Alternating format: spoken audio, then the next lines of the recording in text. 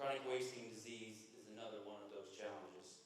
Tonight, we're glad to be working alongside the people and the partners that have made this event possible.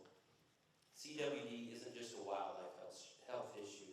It's a challenge that carries real consequences for the future of our white-tailed deer and deer hunting culture that we all know and love. As hunters, we often think in terms of tradition, opening mornings, a frosty breath during the peak of the rut, the flick of a tail in the timber. But tonight, I want us to think beyond that, beyond ourselves. More than a century ago, Theodore Roosevelt gave voice to an idea that emphasized his deep belief in conservation, stewardship, and moral responsibility by saying, "We hold it in trust for future generations, those still in the womb of time."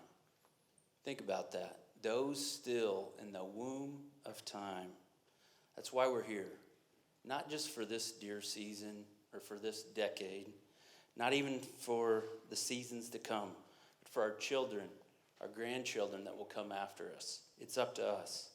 It's about doing the hard work now so that one day a child who yet hasn't been born can shoulder a deer, shoulder a gun, can shoot their bow for the first time, and to shake from a buck fever like we all have. Am I right?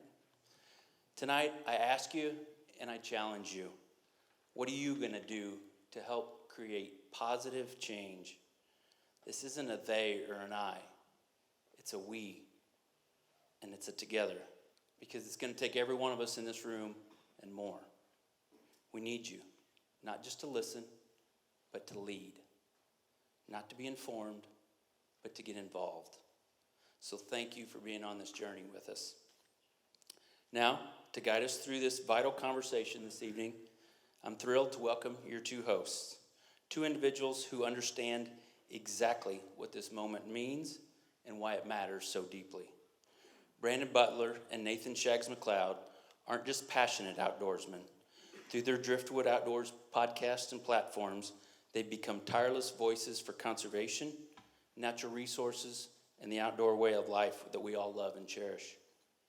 Brandon brings a lifetime of storytelling, advocacy, and deep-rooted experience in the outdoors. Shags brings the energy, the curiosity, and the heart of someone who understands how to connect people to the land and the water. Together, they represent the very best of the community, grounded, committed, and forward-thinking. Please join me in welcoming our hosts for tonight from Driftwood Outdoors, Brandon Butler and Nathan Shags McLeod.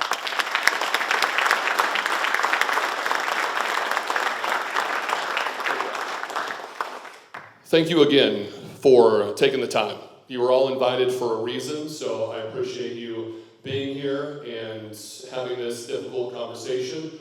So the way this is going to play out is we have three amazing speakers. We have a really great video, and then that's when the panel will start, where we'll have Kip, Doug, and Jason on stage with Brandon mediating, because we asked that you all submitted questions, and we condensed them. A lot of similar questions were asked. So we're going to sit here, we're going to go through a lot of those, and I'll be working the crowd too during that time when they're back up here on stage. And if you have a question that you don't think has been answered, or a follow-up, raise your hand. I'll have this microphone. We're going to try to get, this is just a back and forth. We're going to try to get all your questions answered and have an open conversation about CWD tonight. Thank you all very much for coming. I personally selected every name that was invited because I know that we in this room have a lot of differing opinions. There's some people in here that are, really upset with the way things have been going. There's some people in here that are a little indifferent, and there's some people that understand, okay, this is why we're doing this. So we're all here together to have a conversation, to ask legitimate questions. I want to emphasize that everybody had the opportunity to submit questions, and we have no idea what you're going to raise your hand and ask.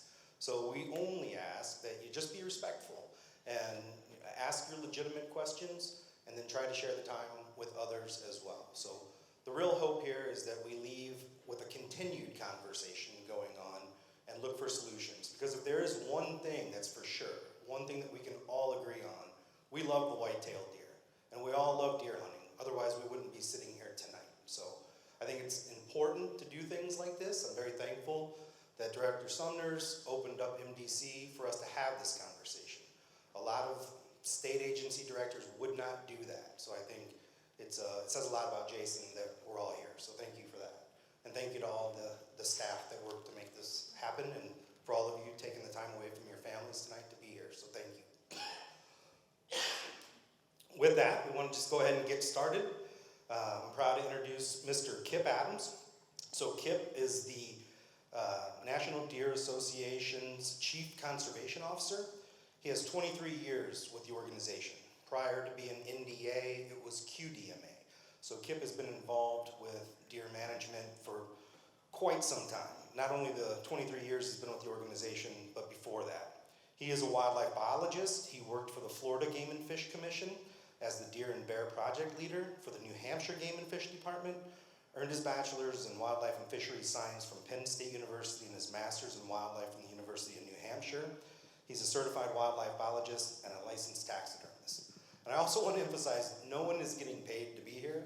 So Kip took his time, Doug took his time, and they came and they're doing this because they want to share the information that they know and hopefully answer some of your questions. So Kip, we really appreciate you making the trip all the way from Pennsylvania, and the floor is yours, sir.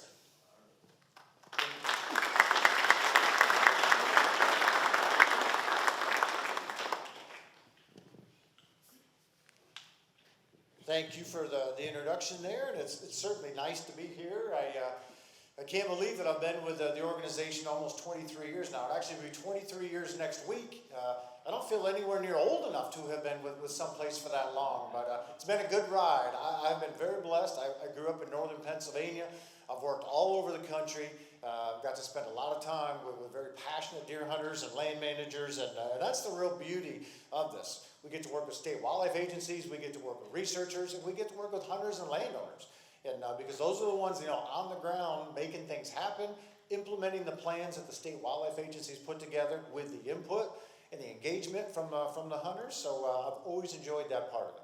I enjoy Missouri. I've been to the Show Me State a lot over the years. I've been in the state 3 times in the last month and a half doing some things. So always glad to come to Missouri, and certainly always very happy to talk deer. So let's get start this with just kind of setting the stage for the importance of this whole conversation tonight. So obviously folks are passionate about deer hunting. And in the United States, deer hunting is America's pastime. We know that deer are among the most widespread wildlife species that we have.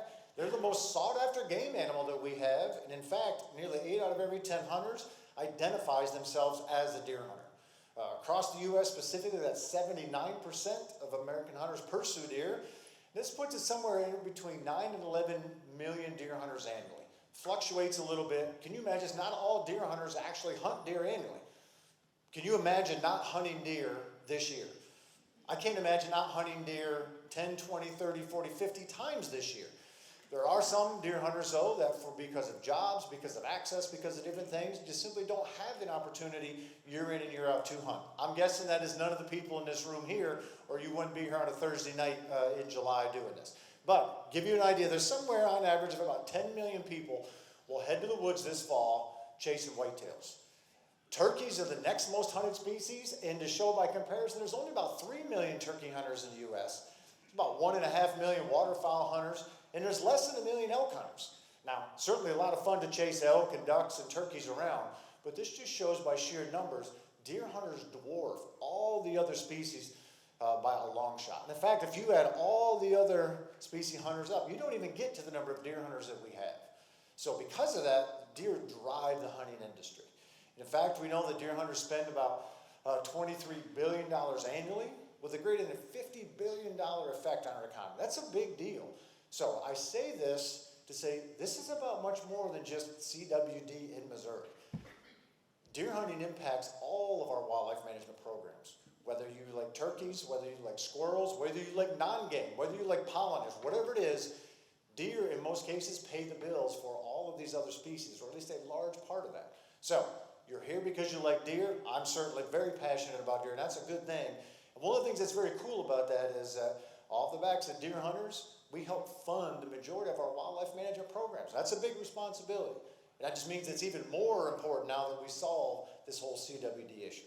So, CWD, I'm not going to go into a deep thing with this regarding all of the theoretical pieces, or I'm not going to get deep scientific because I'm just not that smart of a person. But I will boil this down to one slide, kind of the take-home message of what we know about the disease. We know that there is no vaccine, there is no cure, and it's 100% fatal to all whitetails. Every single one. This includes with other cervids as well, moose, elk, mule deer, etc.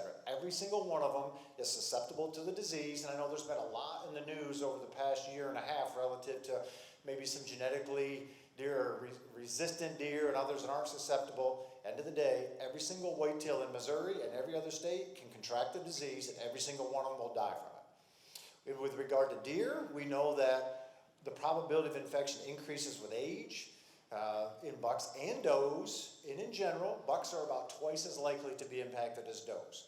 Now, this is pretty standard across most of the whitetails range, not everywhere. Places like West Virginia, for whatever reason, the infection rates are very similar between bucks and does. So there are some regional differences with this, but in general, it's widely assumed that as deer get older, bucks are about twice as likely to be prevalent with the disease as does. And that's very important with regard to we get into some management strategies and what some different state wildlife agencies do with this. I'm going to show you a picture here of a deer that is not all that far from where Doug hails from. This is one of the first 3 cases of CWD found in a deer in the eastern U.S. And you know what? This disease was out west for a long time. It was out there for decades, and almost nobody heard of it. But it's a very different situation out there because, one, elk herds aren't as susceptible to the disease as whitetails are. There's not a lot of whitetails out there. There's not a lot of people there. So because you have very low densities of deer and elk and very low hunter numbers, it really didn't spread that fast through those populations. In fact, it was decades before it got to very many states. All of that changed in 2001 when this showed up in Wisconsin. Now it was east of the Mississippi River. It's in a very high density deer population and in a state with a lot of hunters. All very different scenarios than what we had seen up to this point. And I share this picture specifically because one of the big differences with this disease and other diseases that we talk about with deer, take a look, with this buck here. I'm sure this hunter was tickled to death. This is a very respectable buck. But take a look at the body of the animal. This animal is actually in some of the later stages of the disease. Look how thin the deer is, almost emaciated. Now this goes to show one of the big differences that we see between CWD and particularly hemorrhagic disease, and we'll talk about this more later. Hemorrhagic disease is one of the most common, or is the most common disease in whitetail deer. Incubation period of about 5 to 9 days. All deer that contract hemorrhagic disease don't die. For those that do, they die in about a week to a week and a half, which means they're very visible to us. We see them immediately. Very different with CWD, and the incubation period is 18 to 24 months. Meaning the vast majority of deer that have this disease don't show any symptoms, and we can't identify them as being a sick animal. However, at the end of that, when they start showing symptoms, they go downhill very rapidly. And this is case in point. This deer obviously was very healthy through the entire antler growing period. So, say from April through end of August or September, certainly healthy enough to grow, even though it had the disease. And then it started to show signs here. So anyway, the take home here is most deer that have it, we can't look at them and tell. You can't say, oh, that deer looks healthy. Because we know for a fact that most of the deer that test positive appeared healthy. They just hadn't gotten to the symptomatic phase, which is at the end of that 18 to 24 months. Once this happened, now the whole world changed with regard to this disease and hunters' awareness of it. So, it's in Wisconsin now. This is when things really start spreading. So how does it spread across the landscape? Well, fortunately today, we know way more about the disease than we did back just over 20 years ago. One of the ways that it spreads very quickly is that through the movement of an infected captive deer. The reason for this is that we just said you can't tell if a deer has the disease until it gets at the end, and there's not a reliable and practical live animal test.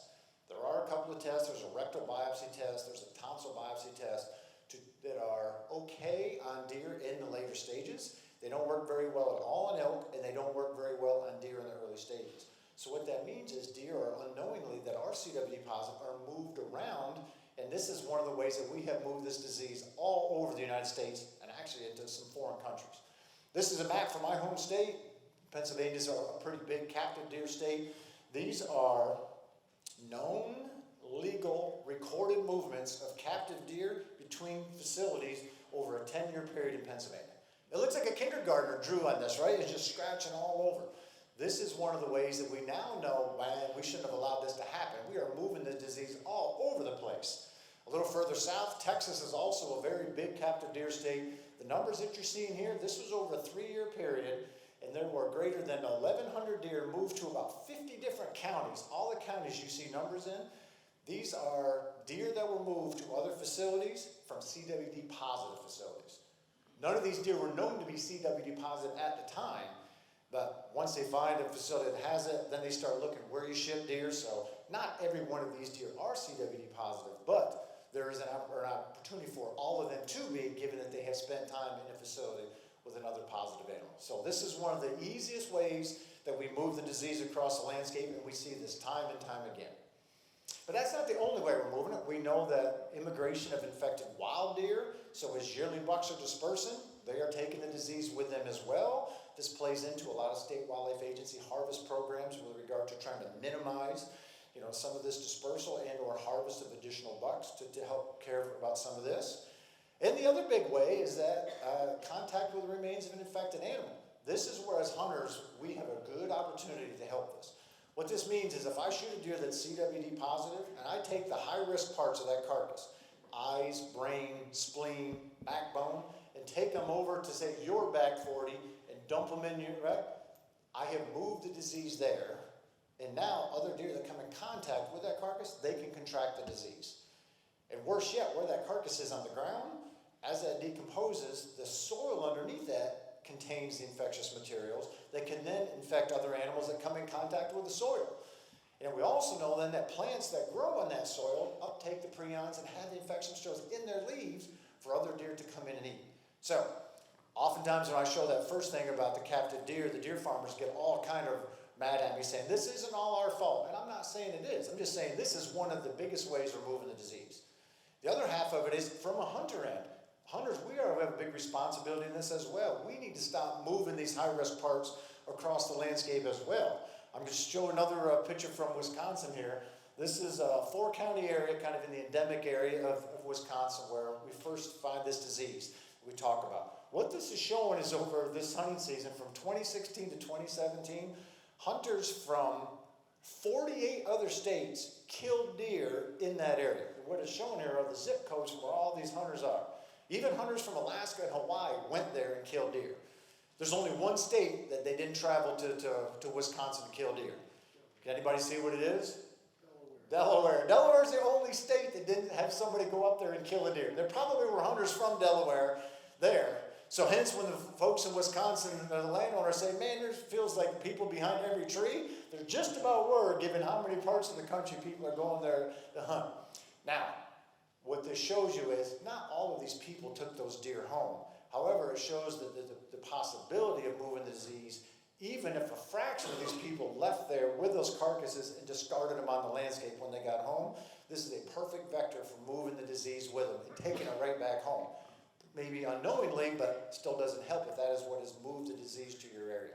This is why most state wildlife agencies over the past decade have not allowed deer to come into their state from other states or across the state lines, or you're not allowing them to move deer out of CWD or disease zones, because this is a perfect way to move the disease unknowingly, but still moving it to new areas. This is why now more states say, hey, if you move this at all, it has to go to an approved landfill or whatever. And this is to guard against these contaminants being on the landscape and infecting other deer. All right, let's shift gears for a minute then and just talk about what are some of the impacts that we see from this disease on hunters and on society. I'm going to talk big picture here. We're lucky enough to work with all the state wildlife agencies, and we have members in every state and lots of different hunting cultures as you go across the Whitetails Range, and they all play into to what states can do best management practice-wise to help limit the spread of this. One of the things that is often the first thing that we see from state wildlife agencies is we talk about deer population reduction. And the important thing here is that they ask hunters to go from this to this. Not all those deer to 0. So many hunters get excited about this and say, my state agency wants to eradicate deer. They want to go to 0 or kill them all. That's not the case in any state. There's not a single state wildlife agency that's trying to do that. And even if they did, that would be impossible because you have to have landowner permission to get on into some of these areas. So the whole eradication thing is overblown. I see it all the time on social media as well. That part is just simply not true. However, a deer population reduction is a good thing, and almost every state wildlife agency is trying to do this to limit the deer-to-deer contact. One of the bad things about this disease is that if a deer has it, it can give it to another deer through direct contact because the infectious materials are found in saliva, urine, blood, feces, semen, etc. So deer are very social animals. You've all seen social grooming. So if a deer that has it is social grooming another deer, it has the ability to transfer that disease to it. Deer at bait piles, deer at mineral sites, etc. That is a very easy way to spread the disease because the infectious materials in saliva are really, really high, at much higher concentrations than they are in things like, say, urine. So that's a real easy way for deer to move it from one to another. So population reduction comes into play then, hey, we can reduce some of this deer-to-deer contact, then we also can reduce some of the infectious materials left on the landscape for other deer to come in contact with and get it. So, do agencies want to reduce deer numbers? Absolutely. But nobody's going all the way to the eradication route, and that's an important point here. Some of the other things that we see deer season-wise that's different is suddenly now we have check stations, and some of this stuff plays big with hunters because as hunters, we like things to be exactly like they were last year, and I'm exactly the same way. I grew up at a very traditional northern Pennsylvania hunting camp where some of the older members still go to the exact same stand, exact same spot every single year, for the past 4 decades. Some of those places have been cut, some of those haven't been cut, some are still good deer, some of those there hasn't been a deer through there, for the last 2 weeks, and probably won't be any time during deer season. But we want things the same. We want the same people at camp. We're going to cook the same meal the night before deer season. We want it to stay the same. However, once CWD shows up, all that goes out the window. And I feel for you. But that happens the same way in Pennsylvania as well. But things have to be different from a check station standpoint. The agencies need to be able to sample so that they, 1, know spread the disease, and 2, what the prevalence rate of the disease is in that area. Because knowing that allows them the best opportunity to attack it. And they will attack it differently based on what the spread and prevalence rate is. For example, if you find it in a new area for the first time and you go in and sample it and find out, prevalence rate extremely low, below 1%. That is a very different situation than like West Tennessee, where they go in and they find the first one that they sample and realize, it probably was there for at least 10 years before they found it. Or Northwest Arkansas, when they found the first one there and they go in and sample and realize it probably was there 2 decades before they found it. The way that the agency needs to approach that is very different in those situations. So that's why it's to our benefit as hunters to make sure we're providing samples so that we know, 1, does the deer have the disease or not, and then 2, give the information to the state wildlife agency so that they can then best attack it to limit that spread. We end up with things like providing samples, headless deer. How many of you, the first time we were in a CWD zone, you go home with a headless deer, and suddenly, that's a much different scenario than taking a deer home normally with the head on, isn't it? There's a lot of places that all of a sudden, whoa, this is very different. Well, I understand it is different, but that is one of those sampling protocols that is necessary, and you're doing your part as a hunter to help fight this disease and help get engaged. We end up with movement regulations where we can't move stuff out of zones. I get it. We often end up with longer hunting seasons and additional hunting seasons and all that. But often the biggest thing that comes out of this is suddenly we start talking about sharpshooting programs or targeted removal programs. And this, more than anything else, is what gets hunters' hackles up. And there's as much misunderstanding about this piece of this probably than anything else. As of 2023, we had surveyed, so 2 years ago, we had surveyed all the state wildlife agencies. Over 30 states employ targeted removal or sharpshooting programs, or at least have those in their CWD response plans to be able to use them. Those are the states that you see here in green. And these are often the single best thing that we can do to remove the most diseased deer off the landscape. And if I ask you to, from a CWD standpoint, if it's in your area where you hunt or even in your state, as a passionate deer enthusiast, do you want to see diseased animals remaining on the landscape? or removed so that they can't infect others. In many cases, the better interest, hey, let's remove them so they're not affecting other deer. The single best way to do that is through these targeted removal programs, because these go into areas where you have identified a CWD positive deer and then strategically remove others in that area that are out. There is no better way to remove a higher number with having the minimal impact on hunters. Perfect example of this, the data to share, is the difference between Wisconsin and Illinois. Right across the line, both states found the disease about the same time. Wisconsin abandoned this approach for, early on. Illinois has stayed with it for a long time. If you look today, the prevalence rate of CWD in Wisconsin is way higher than it is just across the line in Illinois. Illinois, in large part, has continued with the sharpshooting program, and it has worked so well to keep prevalence rates very low. And then from a hunter standpoint, if they are coming into your backyard, I get it. Hunters like, we don't want this. But so much of this misinformation is shared as well. At the bar, at the coffee shop. They're coming in, they're shooting everything. Well, here's the reality: is even last year in Illinois, throughout hunting season, Illinois hunters killed about 160,000 deer. Right, about 80,000 bucks and about 80,000 antlerless deer. Of those, they found it was just over 200, actually it was close to 300, I guess, CWD positive deer. The Illinois DNR went into the areas where they knew they had hot spots and strategically removed some through target removal. They shot 1,700 deer. So they killed 160,000 deer. They shot 1,700 of these. So that was, the target removal was 1% of the deer harvest. And they removed almost a third of the total CWD positive deer they removed the whole year. So 1% target removal removed about 30% of the CWD positive deer off the landscape that they had collected that whole year, including all those running. So this is the single best way to have the minimal impact to hunters, because then you're not killing all of these other deer across the landscape, because you can strategically remove areas or hotspots where you have more deer. So this, unfortunately, how many of you follow what's going on in Illinois? Is Illinois going to continue their sharpshooting program? Unfortunately, they're not. Is it because the biologist or the agency says we don't want to do it anymore?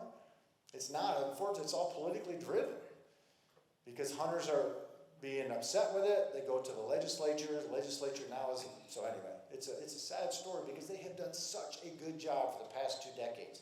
If they hadn't been doing that, their CWD prevalence rates would arguably be very similar to what Wisconsin's are today, rather than just a fraction of those. So that's why so many states employ this. I get it, often hunters don't like it, but man, there is nothing better that agencies can do to remove those numbers of deer, or the CWD positive deer, to help you out. All right, last couple things here then is, most cases where you have the disease, suddenly now there's no congregating deer. Agencies don't allow feeding or baiting or using minerals. Many states also won't allow natural deer urine because of the prions are found in that. And I will say this, because of the concentrations of the prions in saliva, these are very good things, the first 3 here anyway, to not allow.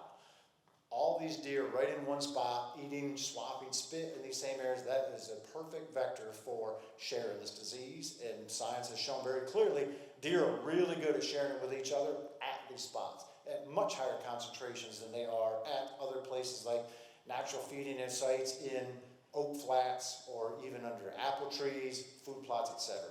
These places here are where we're spreading more than anywhere else. Well, unfortunately, as landowners, you also have economic repercussions. We actually had some data from this when land values declining, when this was first identified in Missouri. Back in 2012, there was a $200 to $400 drop per acre in land prices in areas that had the disease. That's a big deal.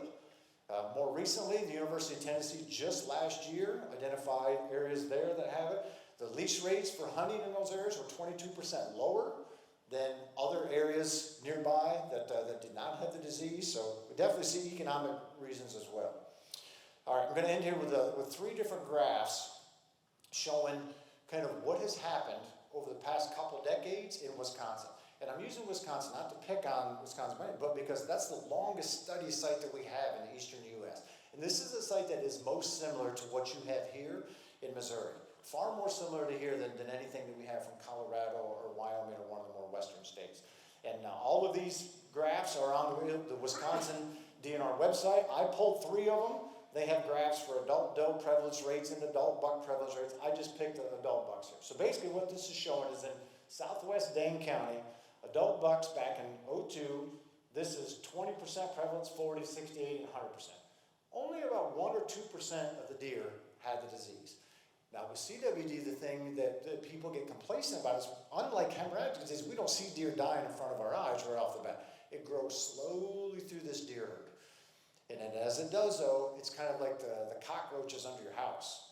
Hemorrhagic disease is like the hornet's nest at your door.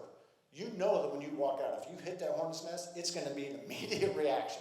That's hemorrhagic disease. This is much more similar to the cockroaches under your house, or the termites, where you don't see them destroying the foundation every day. They do it a little bit and a little bit, and by the time you realize it, then it's too late to do anything about it. This is what's happening in Wisconsin. Southwest Dane County, the first 10 years, very low prevalence rates. This is when Dr. Kroll was up here saying, you don't need to worry about this. And I say this, James Kroll is a friend of mine. I've known James for a long time. This is when he was saying, you don't need to worry about this. This is nothing. It's going to take care of itself. And you know what? That's just wrong. And we know very clearly now that was wrong. This is what happened in this kind of the next 10 years. Prevalence rates of over 40%, which means that 4 out of 10 of their bucks now that are 1.5 years of older have this disease. So this has certainly turned into a really big deal. Basically a coin flip, whether a buck is going to live for another year or not. I'll show you one more, Northwest Iowa County, similar thing, very low prevalence rates, but at the end of that first decade, you can start to see that climbing a little bit. 10 more years of that, there's where it is today. Over 50% of the bucks had this. And Southeast Richland County, very similar situation here, but this started climbing a little faster in that first 10 years. And here's where they are today. So the whole idea that this has always been here, this is going to go away, that's just not true. That's not true at all. You are very lucky today in Missouri. You are still back here. And you have the ability to stay here. But I will say this, if you choose to do nothing, or if you choose to not get engaged in this fight, here's where you're going to be in another 10 years. And you don't want to be there. This is not a good situation at all. This is a much better, this is a workable situation here. And fortunately, there's something hunters can do every single day to get engaged in this fight. So current status of this, there's a lot of concern about the increased spread. Both new states, new areas within states, certainly across the state of Missouri for you folks. And there's much concern about the future of all wildlife management. Not just our deer herds, but also deer hunting. Because of the impact that the deer hunting has on all of our wildlife management programs, you know, everybody is at stake here. So, is CWD the end of deer hunting? I'm an optimist. I'm going to say, no, it's not. But we must be vigilant to do everything we can to minimize transmission, in the existing areas, to prevent spread into new areas, and to support research. These are things that we can absolutely do. We can work with MDC, work with your state agency, work with the landowners and hunters to get engaged in this. So hunters and landowners can absolutely make a difference. And if any of you follow the National Deer Association CWD information, we're not a fear-monger organization by any means. We share what the facts are and share things that hunters can do. You can continue to hunt, continue to harvest does, continue to provide samples to the agency, share information, you know, with neighbors and other hunters. Don't move high-risk parts out of that zone or leave them on the landscape. So there's something that every single one of us can do in this fight. So, and with that, I certainly appreciate the opportunity to be able to share this with you, and look forward to coming back up here at the end and being part of the panel discussion and answer some questions that you have. So with that, thank you very much.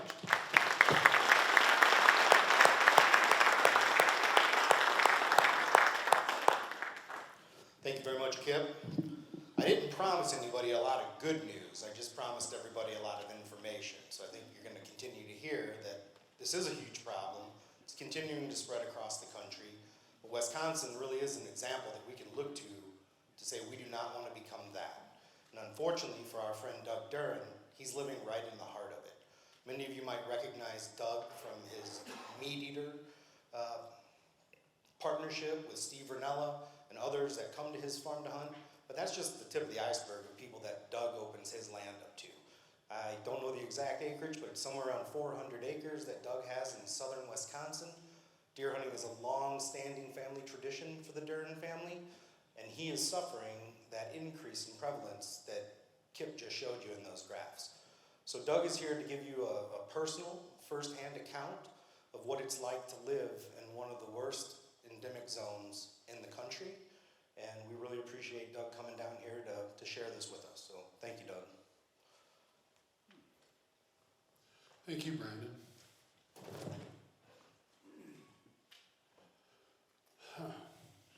So the first thing that I want to say is that I'm sorry that I have to be here.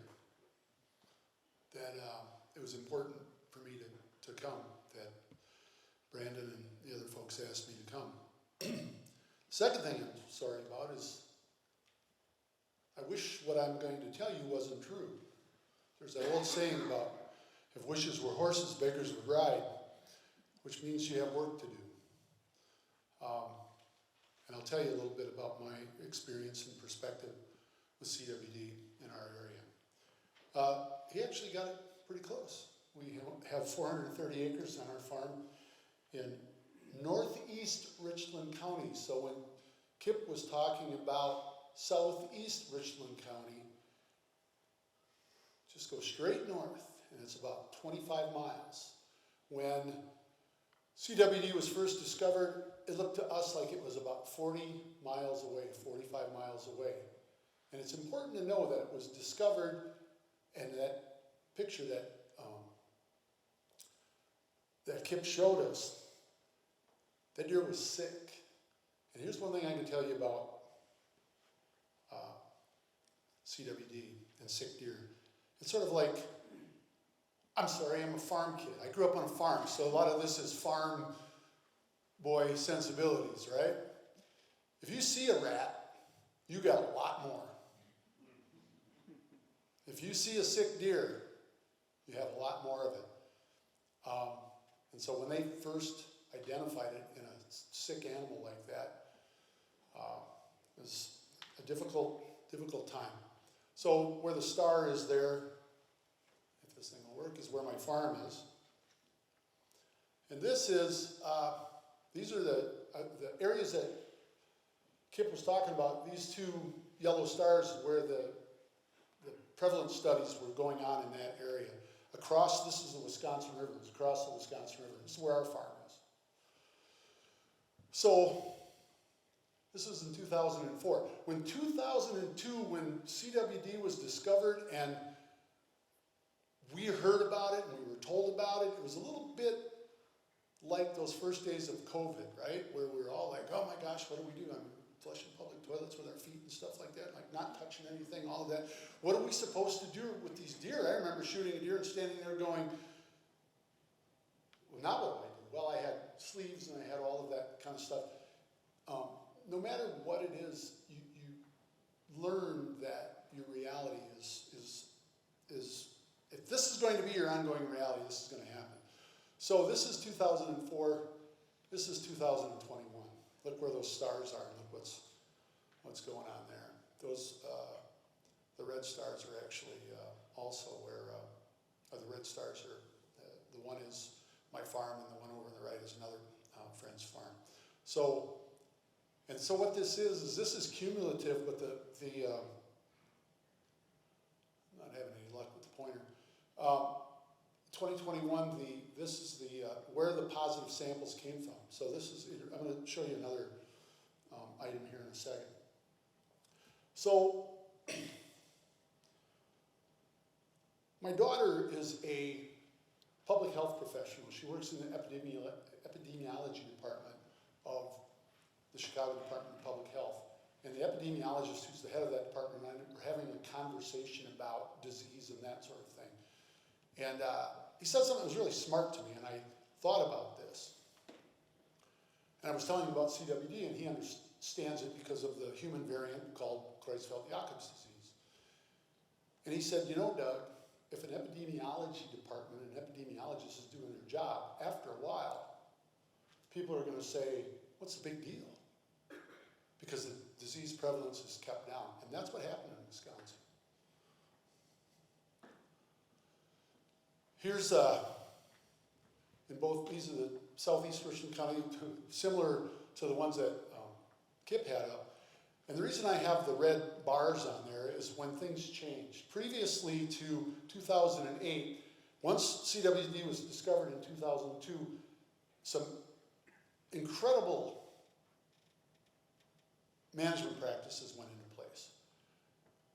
Longer gun seasons, earlier gun seasons, and I'm sure I have bow hunting friends out there in the audience, but we do not manage deer with bows. We manage them with guns. So that was one of the things that happened. So the season structure changed pretty dramatically. In 2008, the season structure was turned back through political pressure by hunting groups. I want you to understand, if you hear in the public or from anybody in social media that it didn't work in Wisconsin, why are we doing it? They're not telling you the truth. It was working in Wisconsin. Political pressure was put on the legislature and the governor, and in 2008 things started to change. The Department of Natural Resources in our state had the power to do things like controlled season structure taken away from them. It was made law that the gun season cannot start before the first Saturday, or the Saturday before Thanksgiving, which was always our traditional deer hunting gun season.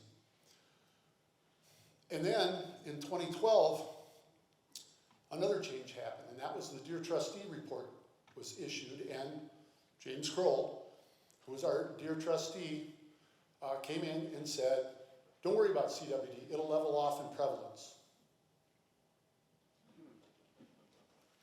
It'll level off at 4 or 5%. Think more about too many deer, not enough deer, just right. Those kinds of things.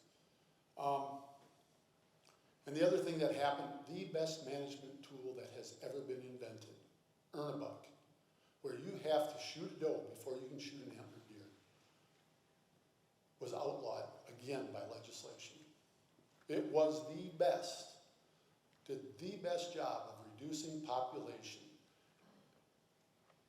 Those were mistakes that were made, and hunters need to look in the mirror and realize that that was a part of why that happened, is that we were against it. I will tell you this, in my area, I talk to hunters all the time who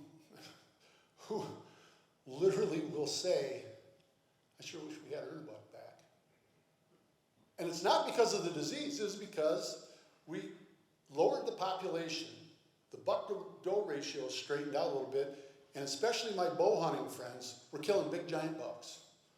Because when you have a closer 1-to-1 ratio, the bucks are on their feet. When you've got a high population of does, Kip could go on about this for hours, but when you have a high population of does and a buck doesn't have to get up and go and find them, he just won't.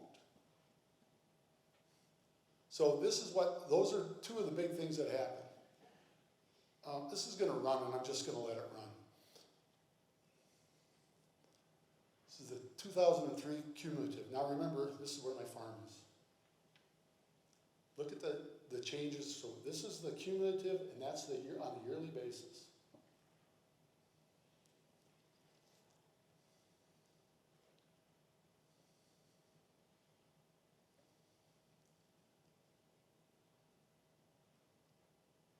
It's incredibly important to remember that sorry, this thing just wants to run on its own, overwhelmed by the technology, I'm sorry, but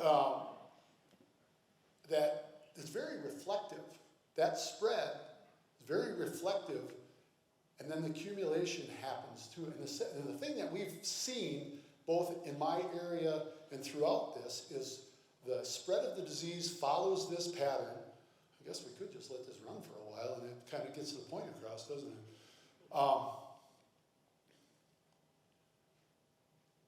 And it follows that pattern. And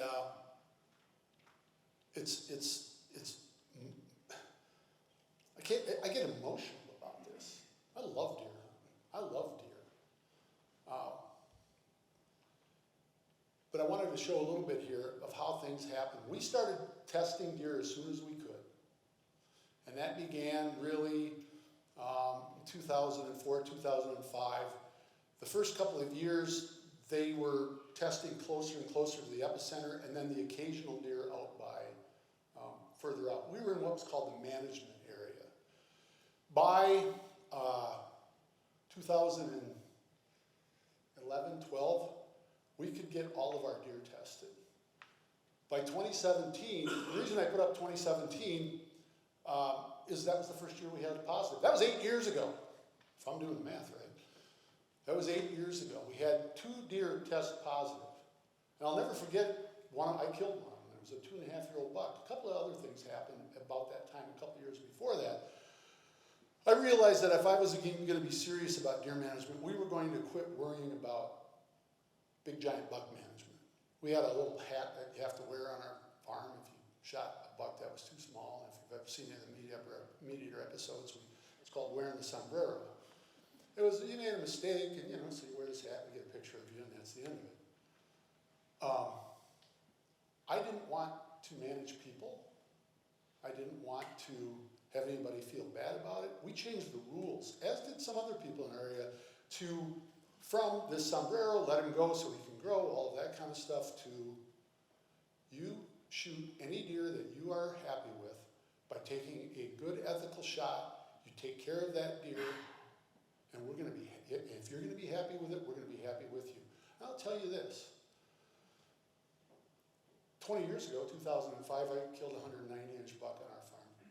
I shot him actually on October 31st with a rifle from a bow stand. We've killed deer close to that caliber since, but nothing like that. But in the first 2 or 3 years after that, we were killing, in the area, my neighborhood, I like to say, we were killing 200-inch buck. I thought nobody was going to do better than that 192. If in the next 2 years we had 200 inchers that weren't very far away. We don't see those deer anymore. But here's part of the progression of what's happened. The percent positive, I felt when we got that those first 2 positives, they were very close together. And I had killed, or actually field dressed 3, I didn't kill all of them, but the 3 other deer. And guess what? I had a 3-pack of gloves and surgical gloves and shoulder sleeves and surgical gloves in my hand, in my kit. And killed this buck with a couple of buddies of mine, and they didn't even hunt around me before that. They were just people hunting with me. I'm like, well, I don't have them. We haven't had a positive yet. So I opened him up and I did the field dressing. There's a picture of the 3 of us sitting there, and my hands are beet red, covered with blood. 2 weeks later, I got the positive test back, and the first thing I did was looked at my hands. I know I exposed myself to chronic wasting disease, and I'm here to tell you I've been exposed to chronic wasting disease many times since then, just because of the handling of the heads and whatnot that I've been involved with. But so, you can see those percentages, 8%, 2 out of 24, 2 out of 25, more or less 8%. And the interesting thing to us is that the first deer that were positive were not deer that I had on camera that I know. I run a lot of trail cameras. I know a lot of deer on our property. One of them was very distinctive, and the one I shot was sort of your garden variety 8-pointer, but a really nice buck. That second year, 1 buck and 1 doe, both young deer. So these are deer coming into our area. They weren't necessarily our homegrown deer.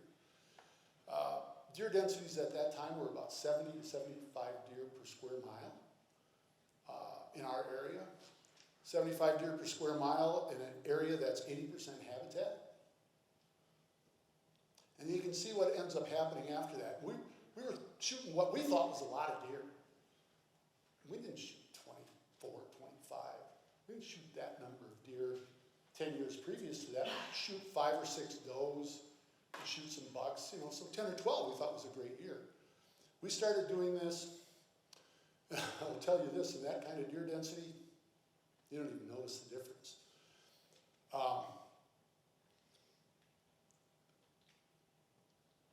Then as we got up to 2020, so we're running that 3%, and then when the jump happened, 2021, we went up to 30% prevalence is the wrong word, it's the percentage of the deer tested. And I will tell you this, we test every deer. You're required to test every deer that you kill on our property. Bucks, does, fawns, 1.5-year-olds, old deer. So I wish only 40 or 50% of our older bucks were tested positive. It's much higher than that. By us, 60%. And so you can see what's happened. Last year, 40% of the deer, including fawns. And the percentage of does has continued to increase. So our farms in northeastern Richland County, we've been out of the area. We are just beginning to see the impacts on the population level. And of course, some people would say, well, but you're seeing population impacts by killing that many deer too. 400 acres in a township isn't that much. It's changed. Things have changed pretty dramatically. Reactions and comments from hunters, and this is, I'm on our County Deer Advisory Council, which actually, to give credit to Dr. Kroll, was something that he came up with. Our county, each county in Wisconsin has a County Deer Advisory Committee, and we are kind of the place where hunters get to have input into some of the deer management decisions. And I think it's been something where we've been able to spread some more information. But look at the comments that happened. So in Iowa County, we had groups of 5 guys shoot 4 bucks this season, and they all tested positive. Iowa County, just west of Mount Horeb, where that first buck was found, was the land of big giant bucks. In the last 45 years, from 1980, this statistic came out from the Department of Natural Resources this past year. In 45 years since 1980, 2024 was the lowest kill of antlerless deer, which of course could be people just saying, well, I'm not going to shoot an antlerless deer. And the lowest kill of bucks as well. So,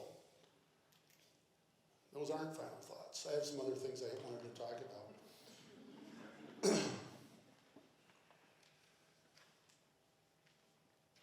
We made some mistakes in Wisconsin, and I hope that you don't make those mistakes. The Department of Natural Resources made some mistakes, right? They used the word, the eradication zone. They made the attempt, but they didn't have the experience, right? The really only other place where white-tailed deer had been infected were in New York State, and they were able to eradicate the disease in New York State around a facility, a captive servant facility. So if you go in and you really cull, the lesson there was we can do this. When they found that sick deer outside of Mount Horeb, clearly the disease had been there for quite some time. Going back to my rat analogy. So the other mistake we made was being the first state really outside of Colorado and Wyoming that had a problem. Nobody had any input into that. I think one of the other things is, and I'm just being honest about this, knowing some of the biologists and whatnot, is biologists are scientists, and they're not necessarily educators. The process that I've learned in all of it is we educate, we incentivize, we regulate. They did a great job of convincing people and talking to people, but it took some time. And I will tell you, if 2002, if they'd have knocked on my door at the farm and said, we have to go out and kill all the deer that we can on your farm, or all of the deer on your farm, I would have had some real serious questions. But being a believer in science, I think I would have acquiesced. I certainly did some years later. So the DNR maybe could have handled things better, but they did the best they could at that time, and they were right. They were right. On the hunting side of it, in the past 20 plus years, hunters value the personal experience. How is this going to affect me? They're more concerned, and this is social studies and also the interactions that I've had with people. They're more concerned about their personal experience than they are the longer term of what's going to happen. So when somebody like Dr. Kroll comes in and says, don't worry about CWD. Oh, great, that's exactly what I was hoping for, that we wouldn't have to worry about it. I also think that for all kinds of reasons. One that I guess I'm a part of, I'm in a little bit in the hunting media, is that there are unrealistic expectations about deer hunting. When I was a kid, when you saw a deer, you went and told somebody about it. And now it's just, you know, in some areas of the state, there's so much litter along the highway that they became so common. So unrealistic expectations, herd numbers skyrocketed. Another one is really the possessiveness, and as a landowner, I felt this. I think about deer like, well, we've got this many deer on our place. And you get trail camera pictures and you, well, I hope he stays on the farm. But that possessiveness is also part of it. A friend of mine who has since gotten really involved with CWD management, when he initially bought property up by me, and I talked to him about allowing some other access, about 40 people hunt my farm every year. Some of them just, their only job is to come in, or the only opportunity they have is come in during the antlerless season and shoot a doe. But my friend Chip, who's been in my mind the whole time, that's why I want to keep calling Chip, switched over. When he bought his property, he said, I didn't buy this property to let other people hunt it. And when I was a kid, we didn't have people from away who owned land for recreation and hunting. Now 65% of my county is owned by people who don't live there. And a lot of those folks are doing great conservation work. And my friend Chip is a great example of someone who's also sharing his land. So landowners really could do better by allowing access in whatever way that they're willing to do it. Because I can tell you this, I shot 7 does one afternoon. Just sat in a box and shot them as they came out. And if you've ever done anything like that, now you've got 7 field dressings to do, 7 deer to load, and 7 deer to deal with. I kept 2 of them for myself, and we still have a pretty robust donation program, but CWD has really messed that up. But that's when I thought to myself, well, this is tragic. I'm out here, I'm not enjoying this. I love deer hunting. I'm shooting deer, and I wasn't enjoying it. And it's a lot of work, as I said. So at that point, I started thinking about, well, maybe I should give more people the opportunity. Eventually, I started a project called Sharing the Land that we can talk about more later. I just want to reiterate, the rejection from the hunting community of the extended gun seasons, the earlier gun seasons, and Ernebuck more than anything, has been the reason we ended up with what we have in terms of the prevalence.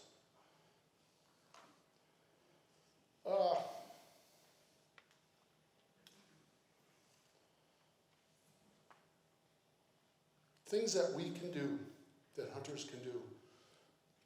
I got involved with the kiosk program. One thing I've also, just in human nature, is the easier you make something, people are more likely to do it. So we have a dumpster program, a carcass disposal program, which I was one of the people who got involved with it right at the beginning. Have a carcass dumpster on my farm, and I sponsor another one. And people really, the easier you make it, they are using those dumpsters. And thankfully, the DNR has been able to help pay for those. Initially, some other folks and I were paying for them ourselves. Now DNR's been able to pay with some funding from the federal government. I don't know what the future of that is. And then the other thing is that we have, I sponsor 2 testing kiosks, one on my farm and one in another spot. And that's simply a place where you can drop a head off, fill out the paperwork, press the button on Onyx or on Go Wild, which is an app that Wisconsin has, and it does everything. It kind of gives the DNR all the information they need. Those are the kinds of active things. But the number one thing that hunters and landowners can do is to support the science, support the department. I know we're going to talk about this more later. The effect on deer hunting and the future of deer hunting has been so dramatic. And it's like this slow train coming into the station, and it's not one that you can stop unless you act early and stick with it. Of these saying that came out of my mouth. The farm has been in my family for 120 years. And there was a time when I was standing in the woods with a forester completely unrelated to hunting. And I realized that at the moment when he was talking to me about our forest management and what we were doing, that he was complimenting us on what we were doing to regenerate red and white oaks.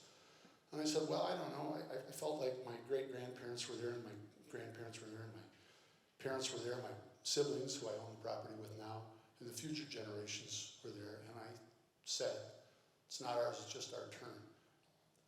And what that really means to me is that we are honoring the past while we plan and implement in the present to do the best we can for the future.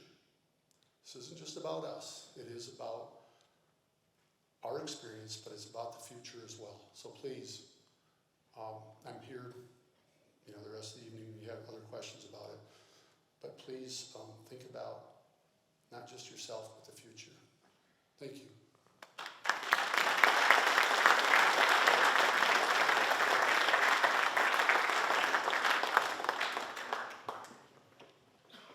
Thank you so much, Doug. So Doug is a believer in Aldo Leopold. He brought a number of items that we're going to draw names for here after Jason's talk. But before we do that, I've got 3 copies of a Sand County Almanac. Is there anybody in the room that has not read a Sand County Almanac, but has always wanted to or would read it? Please come up and get them. Brad? These are from Doug. Can you get one back to Brad for me? And the Aldo Leopold Foundation, who I do a fair amount of work with. So we'll draw the rest of this after a minute. So next, it's our MDC Director, Jason Sumners. Clearly, you all know he's the director of MDC. You go down his list of accomplishments. But what impresses me the most is Jason is one of us.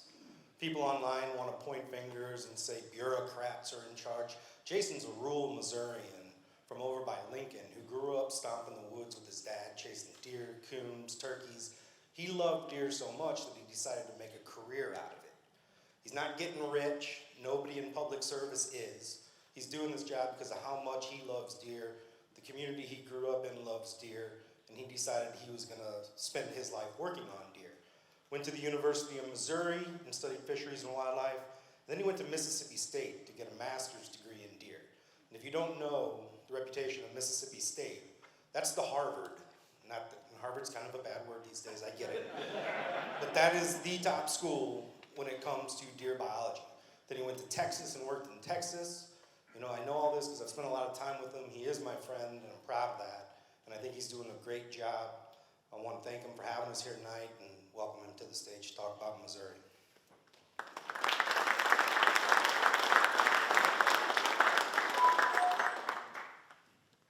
Well, thanks, Brandon. You stole about half my talk, so that's great.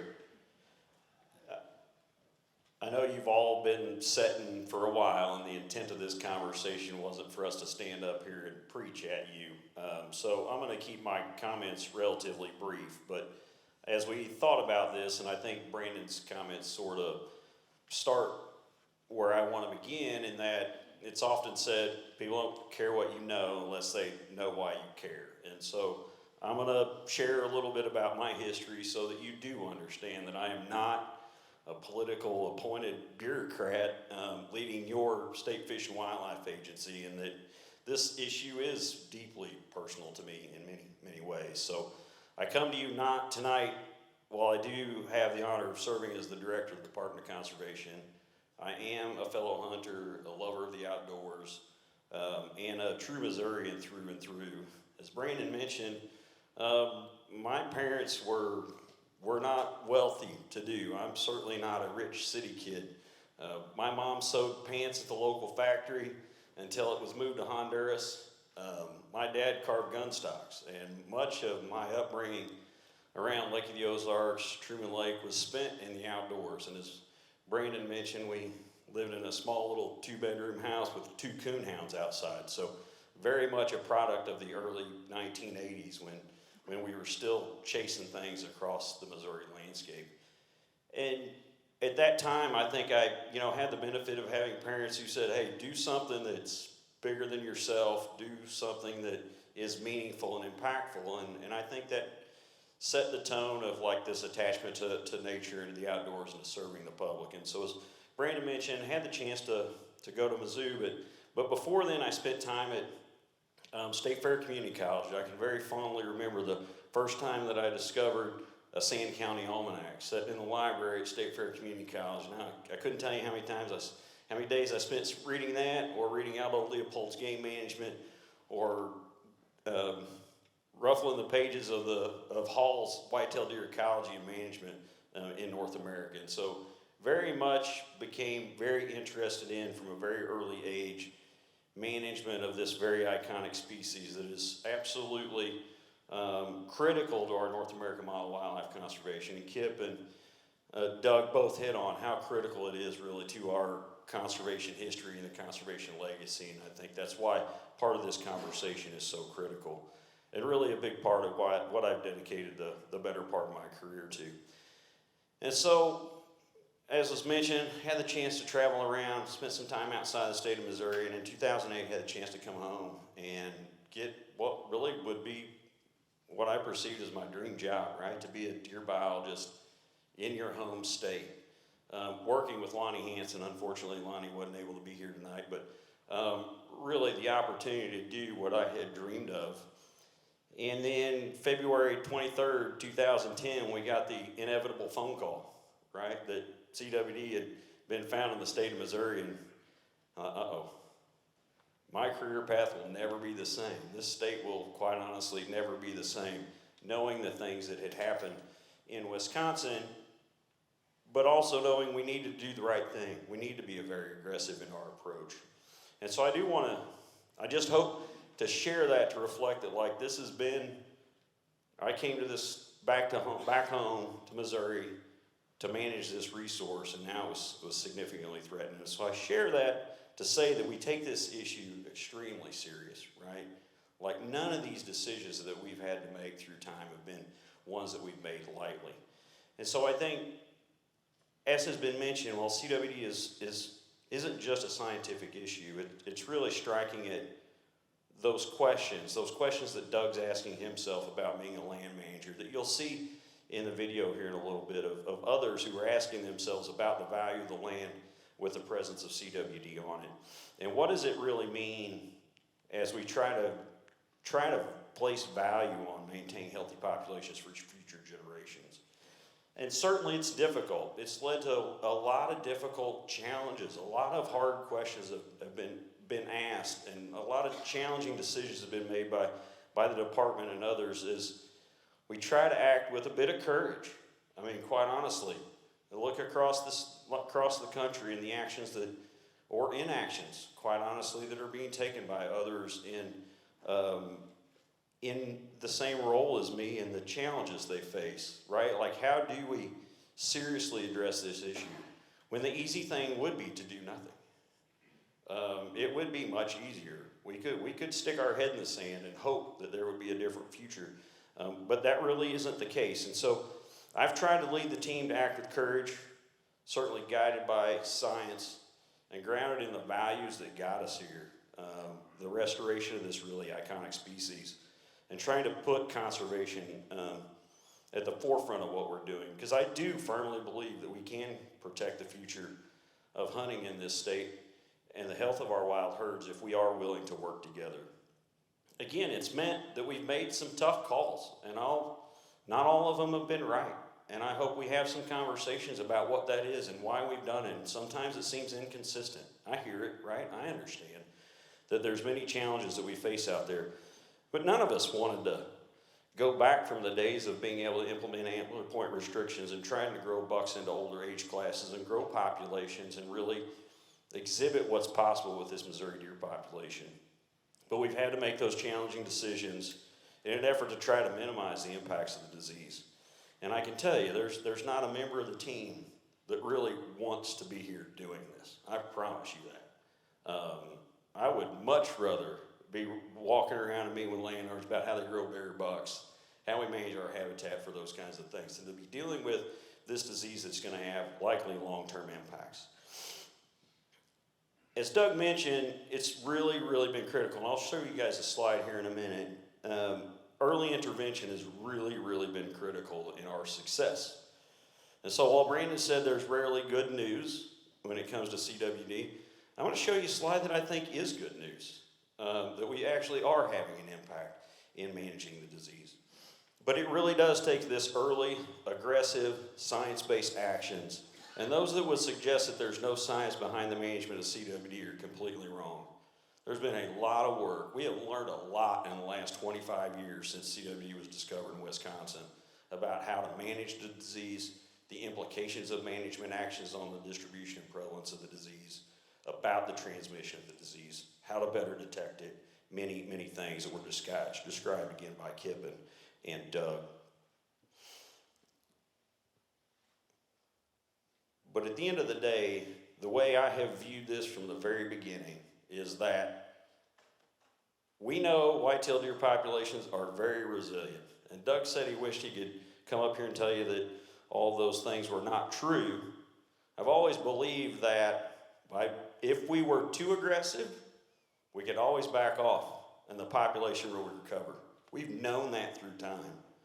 But that window of opportunity, I'd love to be wrong, because we could quit tomorrow, the population would recover. But if we were wrong, if we were right, which I think we are, I still think we're right, the recovery is not possible, quite likely. And I think Wisconsin, Arkansas is starting to show that story. West Virginia is about to publish a report that shows the same pattern, right? These things are rather predictable. We might wish they were not true, but they certainly are. And so to me, in many ways, doing nothing was not an option. And learning to live with CWD doesn't mean that we're going to do nothing, right? We hear that, like, we're just going to have to learn to live with this disease. The disease is going to continue to progress. It's going to continue to have an impact on our Missouri deer populations. And I want to show you a slide, because we often hear well, it's not an issue because prevalence rates are so low.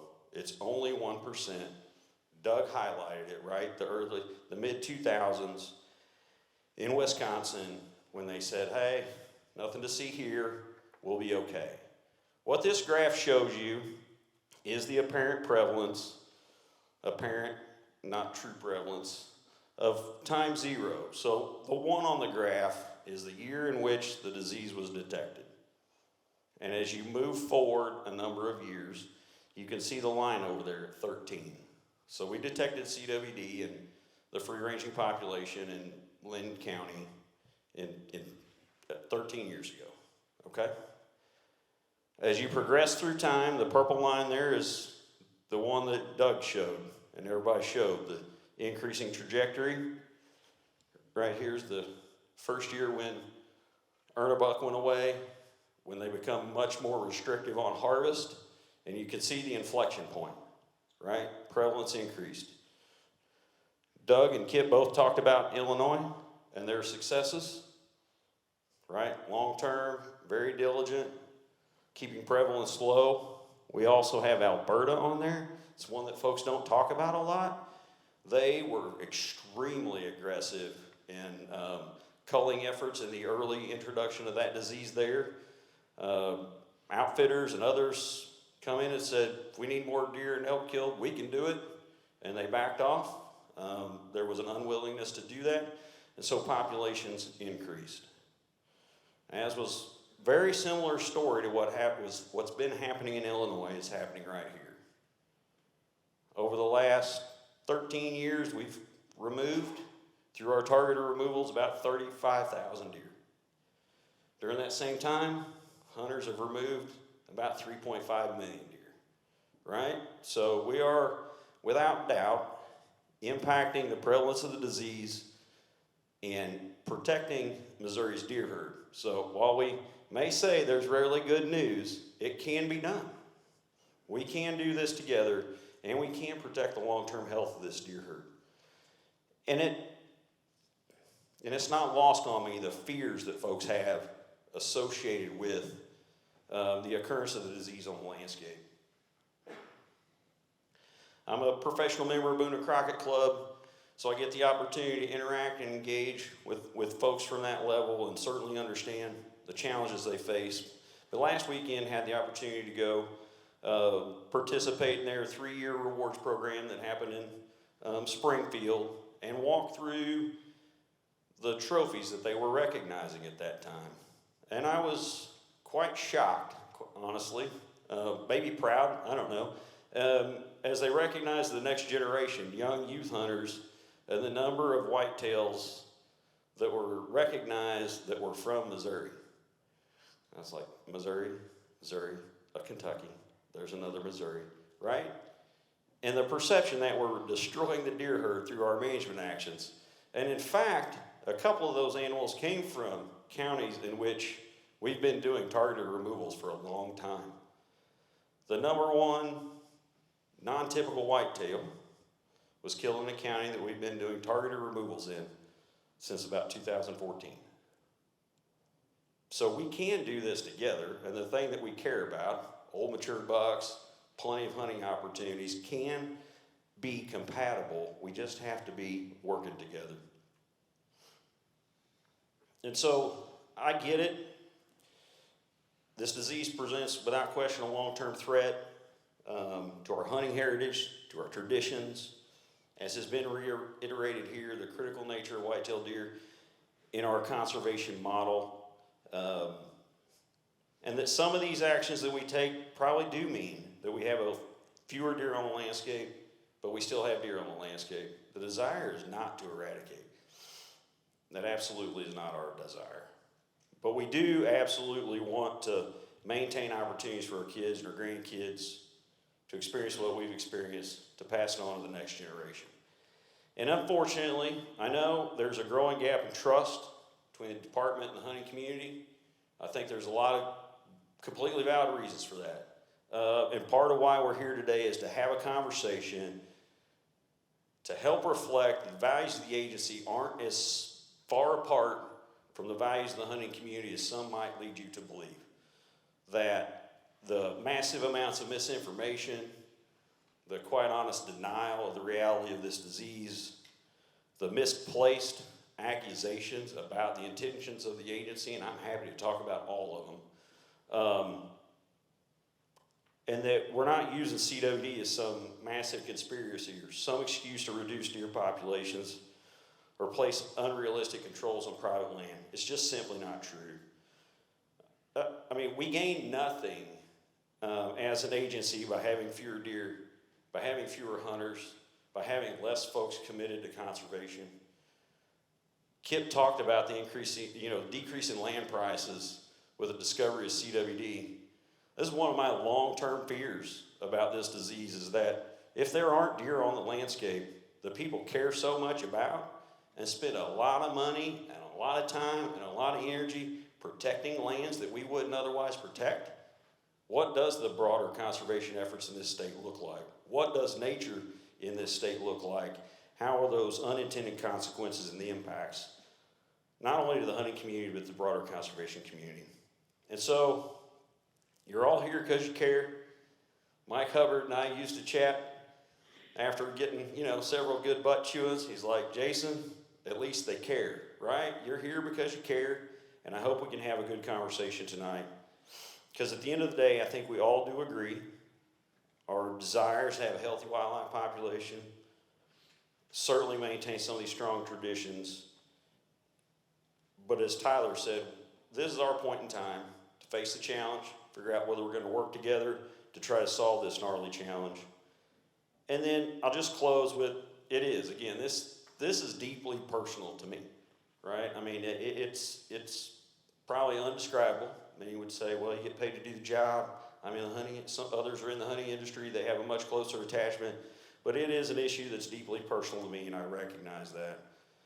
But at the end of the day, it's about safeguarding this legacy that is conservation of this state. It is this iconic species that we care about. And it is for our kids, our traditions, and in essentially the words of Aldo Leopold, it's about our ethic and our relationship to the land and nature. And so with that, I'll turn it back over to you, Brandon.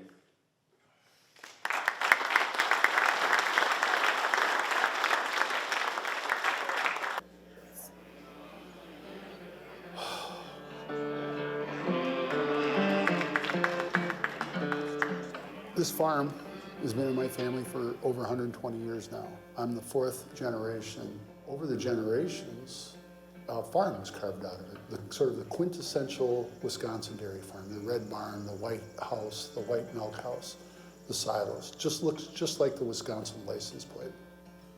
I had sort of this unique upbringing on this property. We worked our tails off out here, but a part of that was the joy of having a piece of property that we did multiple things on. Sure, we farmed it, and yes, we had cattle, and yes, we had pigs and chickens and all of that, but we also hunted, and we spent time in the woods, and we learned about the natural community. And that's the thing that has resonated with me ever since. CWD is a communicable disease, an infectious disease that affects white-tailed deer in our area. It was a big deal when the state of Wisconsin confirmed chronic wasting disease back in the early 2000s. And because for a long time it had only been in the western United States, so it essentially was in populations of very low density deer and elk herds, very low human population, so there was not a lot of hunters, there were not a lot of animals, so it really didn't have a chance to spread very quickly among those deer populations.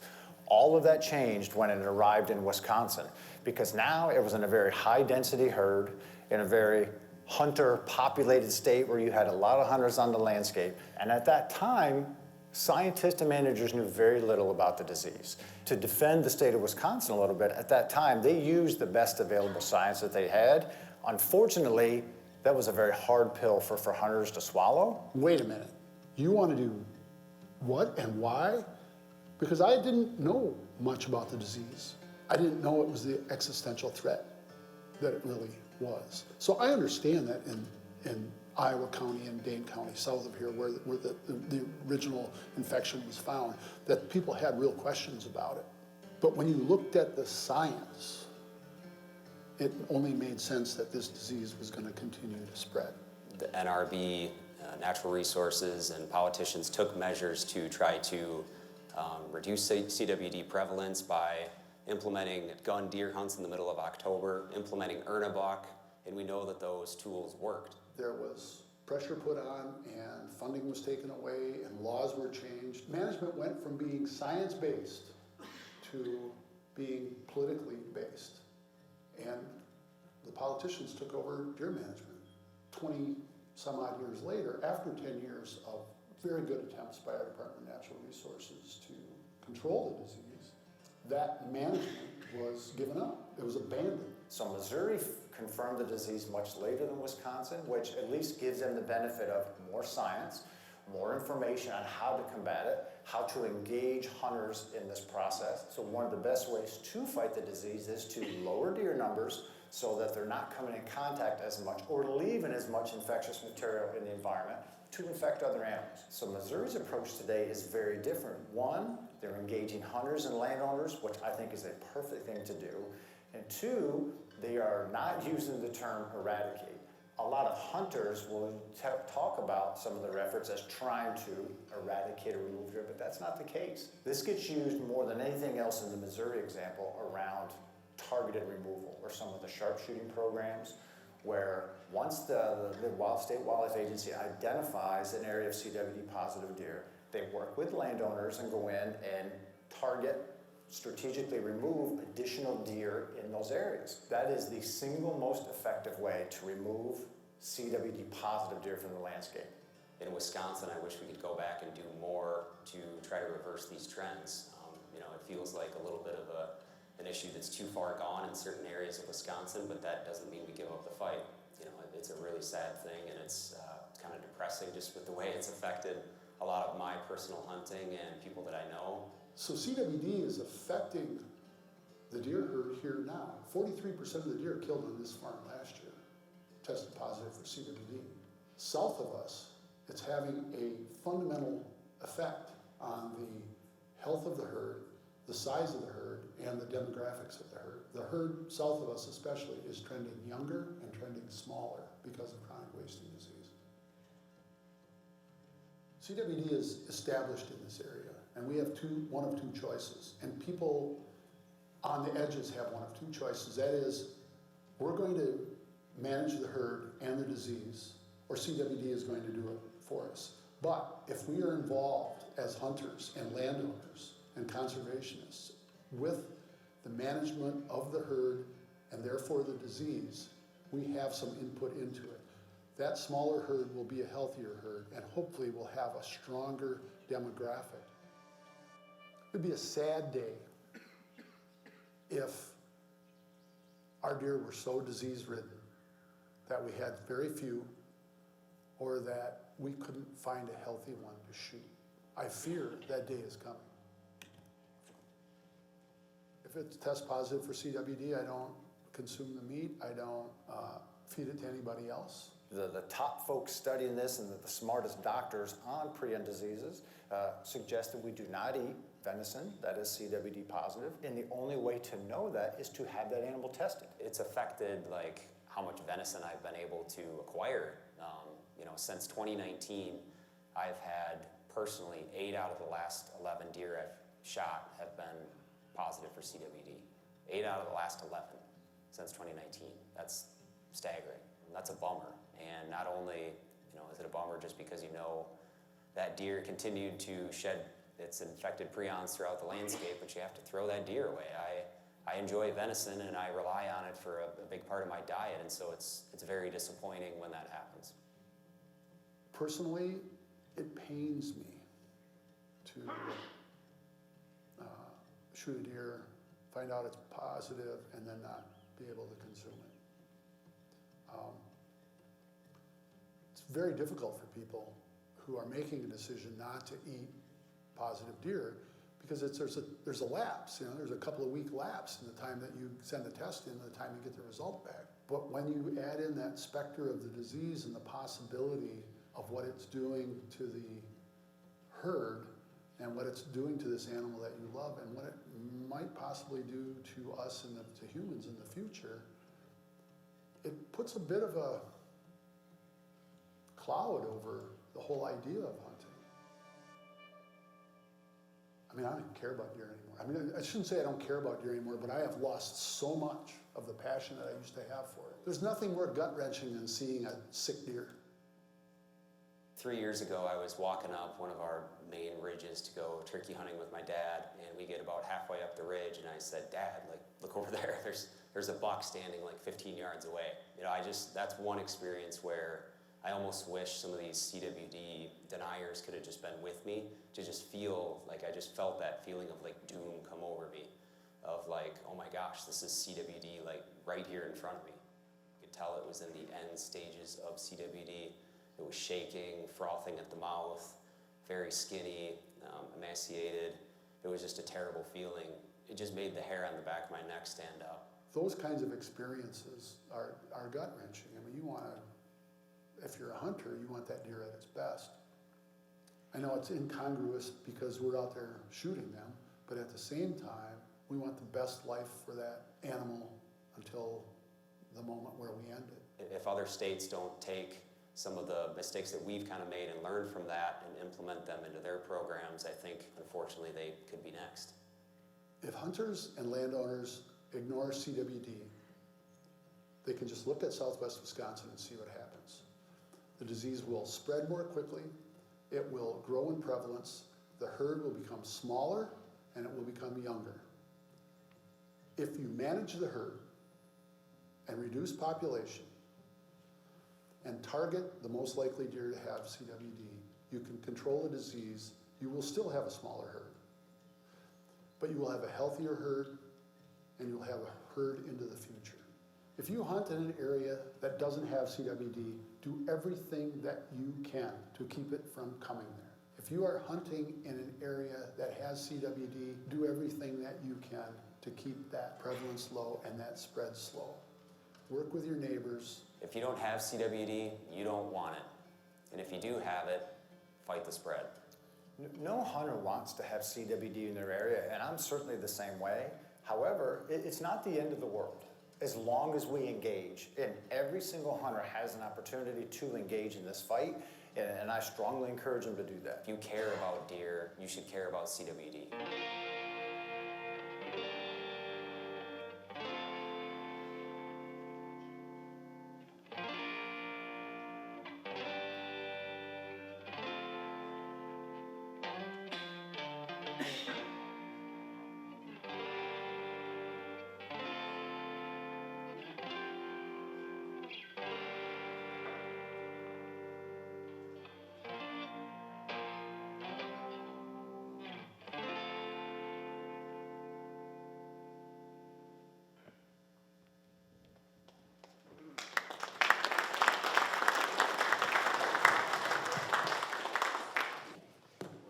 All right, while these guys are coming up to the stage, I want to say thank you to all of you.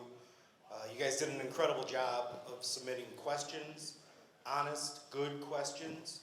Not surprisingly, a lot of people had the same questions.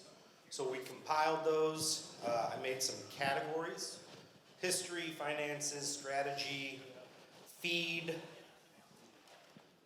transmission, immunity, deer farms, high fences, other ways of moving, consumption, EAHD, what can we do? So I'm not going to get through all of these, but what I'd like to do is kind of go category by category.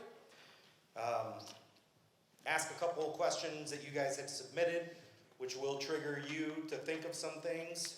And then we will go category by category, a couple written questions, a couple audience questions. And I want to reiterate, we have planted no questions in the audience. You're all here by your free will. You're able to ask whatever you want to ask. We just ask that you be respectful. That's all. And if you do have a question, just raise your hand and I'll come to you and I'll find you. I'll just be standing in the back. Okay, first of all, thank all three of you very much for this. Like the guy said in the video, nobody wants CWD, but we're all dealing with it. Many of us are landowners, and the more people I talk to, the more I hear, I just don't know who to believe. I don't know what's going on. So we're just going to go through these questions, and hopefully people can ask whatever they feel they need to ask. So a lot of this was covered in the talks, so we don't have to go too deep into these answers, but Jason, a big question was, how long has CWD been in Missouri, and what are the odds it's been here longer than before we detected it? Well, we don't know how long it's been here, and it has absolutely been here longer than before we detected it. How long, I couldn't tell you, right? But what we do know is that, we started really aggressively sampling for CWD in 2002 when it was discovered in Wisconsin, and really canvassed the state from 2002 to the detection in 2010. I mean, we collected 30,000 samples, I think, statewide before we detected that first positive, and that gave us pretty high confidence that the disease hadn't been on the landscape for a long time prior to our detection. And then when we went in and when we found it in 2011, it was a fall 2011 deer that was harvested with the first free-ranging positive. In the winter of 2012, we went in and did a lot of really localized, pretty intensive sampling, and detected very few. So that gave us sort of the confidence that, at least in kind of that original Linn-Macon County core, that it was a very recent introduction. So really low prevalence at the time of detection indicates that you've gotten really close to the time of introduction to the time of detection. We've found it in some other places where I don't think that's the case. Like in St. John County, when we found it there and we found initial positives, we found a little bit larger spread, slightly higher prevalence, and so that indicates that the disease had been there just a little bit longer. How long? Probably not a lot longer. Certainly not like has happened in, Kip referenced Tennessee, and we certainly know about Arkansas, where, that initial detection and sampling in Arkansas, it was at 20-25%, which indicated the disease had been there for a long time before they detected it. And so As we look back through time, that history of really, really good intensive surveillance has allowed us to detect it early. And then many of our more recent detections still indicate that pattern of pretty early detection from the time of introduction. Kip, we beat up on Wisconsin pretty good. We're going to give Doug a break here.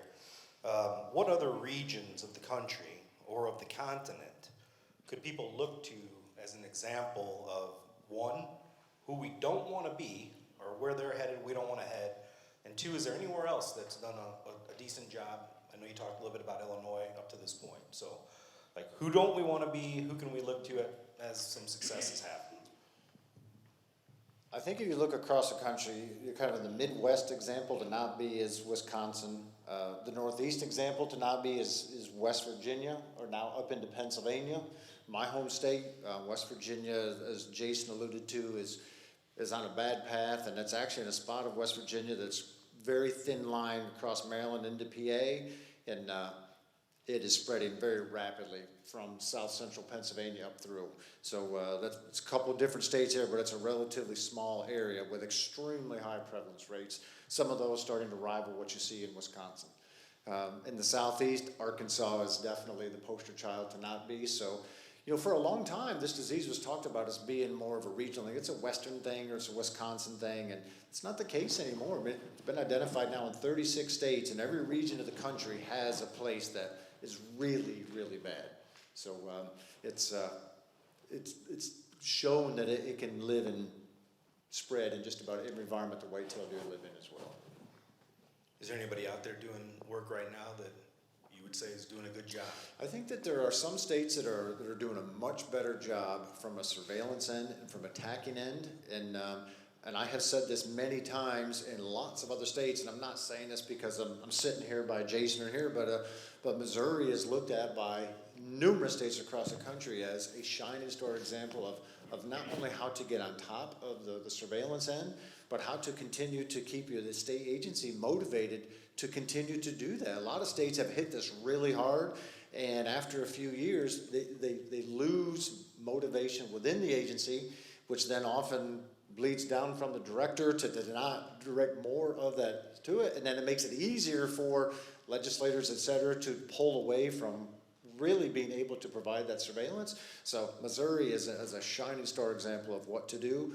I think my home state of Pennsylvania has done a great job from a surveillance end. There's a dashboard that the agency has done in conjunction with the University of Pennsylvania through the Wildlife Futures Program that has an excellent record of all of the deer that have been sampled, counties where they are, numbers of positives. So any Pennsylvania hunter can go on that and see exactly different prevalence rates in the country, where sampling protocols are. So I think that Pennsylvania has done a great job with that as well. So unfortunately, there's enough science behind it now and enough examples of, hey, we actually had a little victory with this, that you're seeing some other states get on board, but it takes strong leadership from the agency level to make that happen, and it often means then a good relationship with legislators within the state. And I'm going to talk about the opposite end of that, which is a perfect example, and I just came from Oklahoma. Oklahoma has an awesome state wildlife agency that has had almost no ability to even test for deer over the past 2 decades because of a very strong captive cervid interest in the legislature and in the Oklahoma Department of Wildlife Conservation's commission that hasn't allowed that agency to surveil forward or even provide sampling. So that's completely the other end of the spectrum, and that's a bad deal. I mean, that is just a worst case scenario for deer hunters. Thank you. We often hear that CWD originated in 1967 in a pen in Fort Collins, Colorado, where sheep were depopulated and mule deer were introduced. Do you believe that is where CWD came from? Because some people say it's been here from the dawn of time, and that can be open to anyone. That was where it was first identified. So the non-scientist is going to talk about. Heck of a guitar player. Yeah. Well, why not? Scrapies in sheep was very common in this country, and there certainly is speculation and some research behind that may have been where CWD originated. But remember, prion diseases are, and the proteins that cause the disease are in every mammal. They are part of the Creutzfeldt-Jakob's in us, you know, is the disease that we get. It doesn't seem to have spread so far, but scabies in sheep tends to be one of the places that they point, and scabies in sheep has mostly been eradicated in this country, and it was because of a very aggressive approach to eradicating sheep herds that had the disease. Yeah, I think one of the things that comes up in that conversation is, yeah, that points to the origins, right? I mean, if we trace back some of the epidemiology, some of the animal movements that occurred with animals out of sort of that northeastern Colorado area, certainly seems that was the point of origin. I think the other thing is that it follows the pattern of an emerging disease, right? Had it been here forever, we would go in and sample and we would find a prevalence rate of whatever that stable number is kind of everywhere we find it. But that's just not the case. I mean, we detect it. It follows this very predictable pattern. When no intervention is taken, it increases in prevalence and it increases in distribution. So all those sort of hallmarks sort of point to whatever event occurred. And it may not have been a single event. I think there's, to Doug's point, you know, that connection, potential connection between scrapie, there may have been other independent origins of it. I often look at the positives on the eastern range of the Rockies in New Mexico and think about, well, is there a connection there? There doesn't appear to be as natural of an animal-to-animal movement connection there as some other places, and that was a heavily sheep-dominated landscape. So was there some other opportunity in which that arose? But it gets cast as it's been here forever, but in fact it hasn't. In ecological time, the 1960s isn't that long ago. And as we think about a disease that was introduced and slowly spreads in the manner that it does, all indications point to it being a relatively recent disease. Okay. Would you like to add, Kip? Are you good? My take is that the vast majority of wildlife professionals agree that it has not been here forever. It's been here a very short time. And I also think that I'm not the type of person that has to identify where it came from first. I think that's irrelevant now. I think what's more important is, hey, we know where it is today. It's more important to spend the resources and our effort battling it there to keep it from spreading farther. I think that's where the real fight should be. Very good point. Audience, just please do me the favor to try to stay on topic. Right now we're talking about history and how it got here. So if we could stick to that vein, we'll get to every question you have, I promise. So it looks like Milo's got his We got one over here. Taking the long route. We gave you the mic, Shags, because you're supposed to be able to reach any seat with your arms. Well, I'm breaking your rule, Brandon, because it's not about the history. Well, then sit down. Yeah, whatever. First question, two-part question. First question I have is, what are the main hypotheses or topics that are being studied right now for CWD? I know we have a lot of science now, but what are we studying right now? And second part is, having written a lot of scientific papers, read them in college, had the cite sources, they're very hard to digest to the general public. So being a writer now, I ask you, Jason, maybe you, all of you, what do you think, how do we change it? It's always been an issue, right, for scientists to communicate to the general public, you know, a general idea around a topic and to break it down. So two-part question, what's being studied now? How do we make it easier for people to digest the information and the facts? Because as soon as people lose facts, that's when conjecture goes way up, right? So I know I broke your rule, Brandon, but I think those are good questions. Broke it pretty bad. I'll try to tie it into history somehow, Brandon. Since the dawn of time, scientists are horrible at communicating. And we're horrible in this specific scenario in that we talk about all the things we don't know. We just don't exactly know. And was very much the case. There was a lot we didn't know in 2002 when it was discovered in Wisconsin. We know a ton more now but we inherently sort of hold that, well, we just don't quite know everything. I would argue we know enough. We now know enough that the disease infects deer and it kills deer. It increases in prevalence as it spreads the distribution. Now, what are we going to do about it? So I would say, and certainly Kip can jump in terms of research priorities, there's a CWD research consortium that is made up of researchers across the country from a wide range of backgrounds and expertise that are working on several tracks of really individual sort of buckets of things.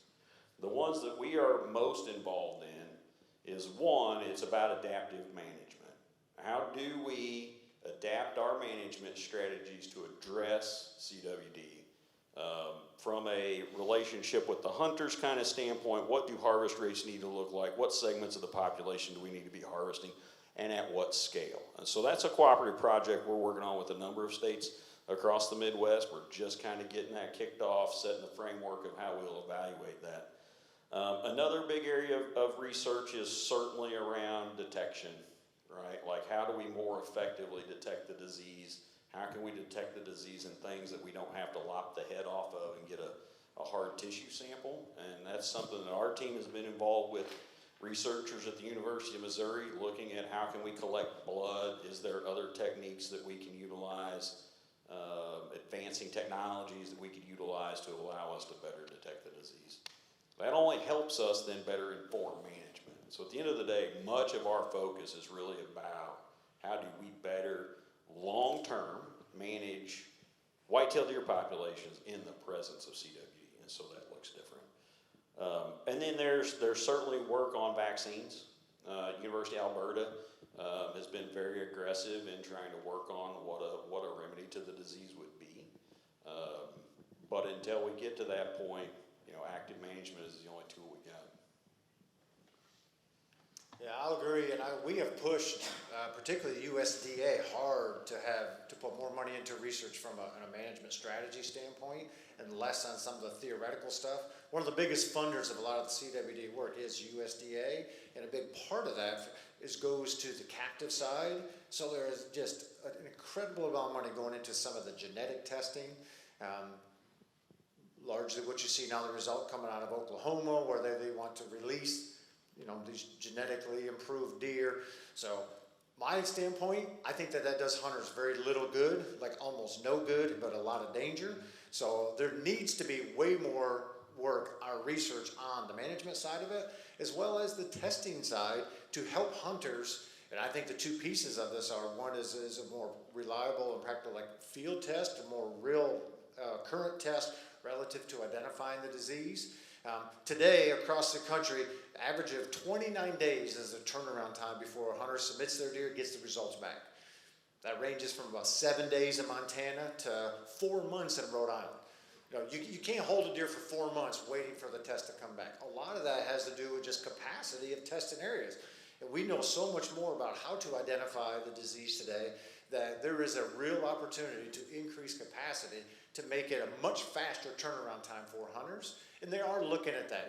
It's probably years down the road for an actual blood test on the spot in the field, but at least I think that there is real merit in going that route and trying to identify those.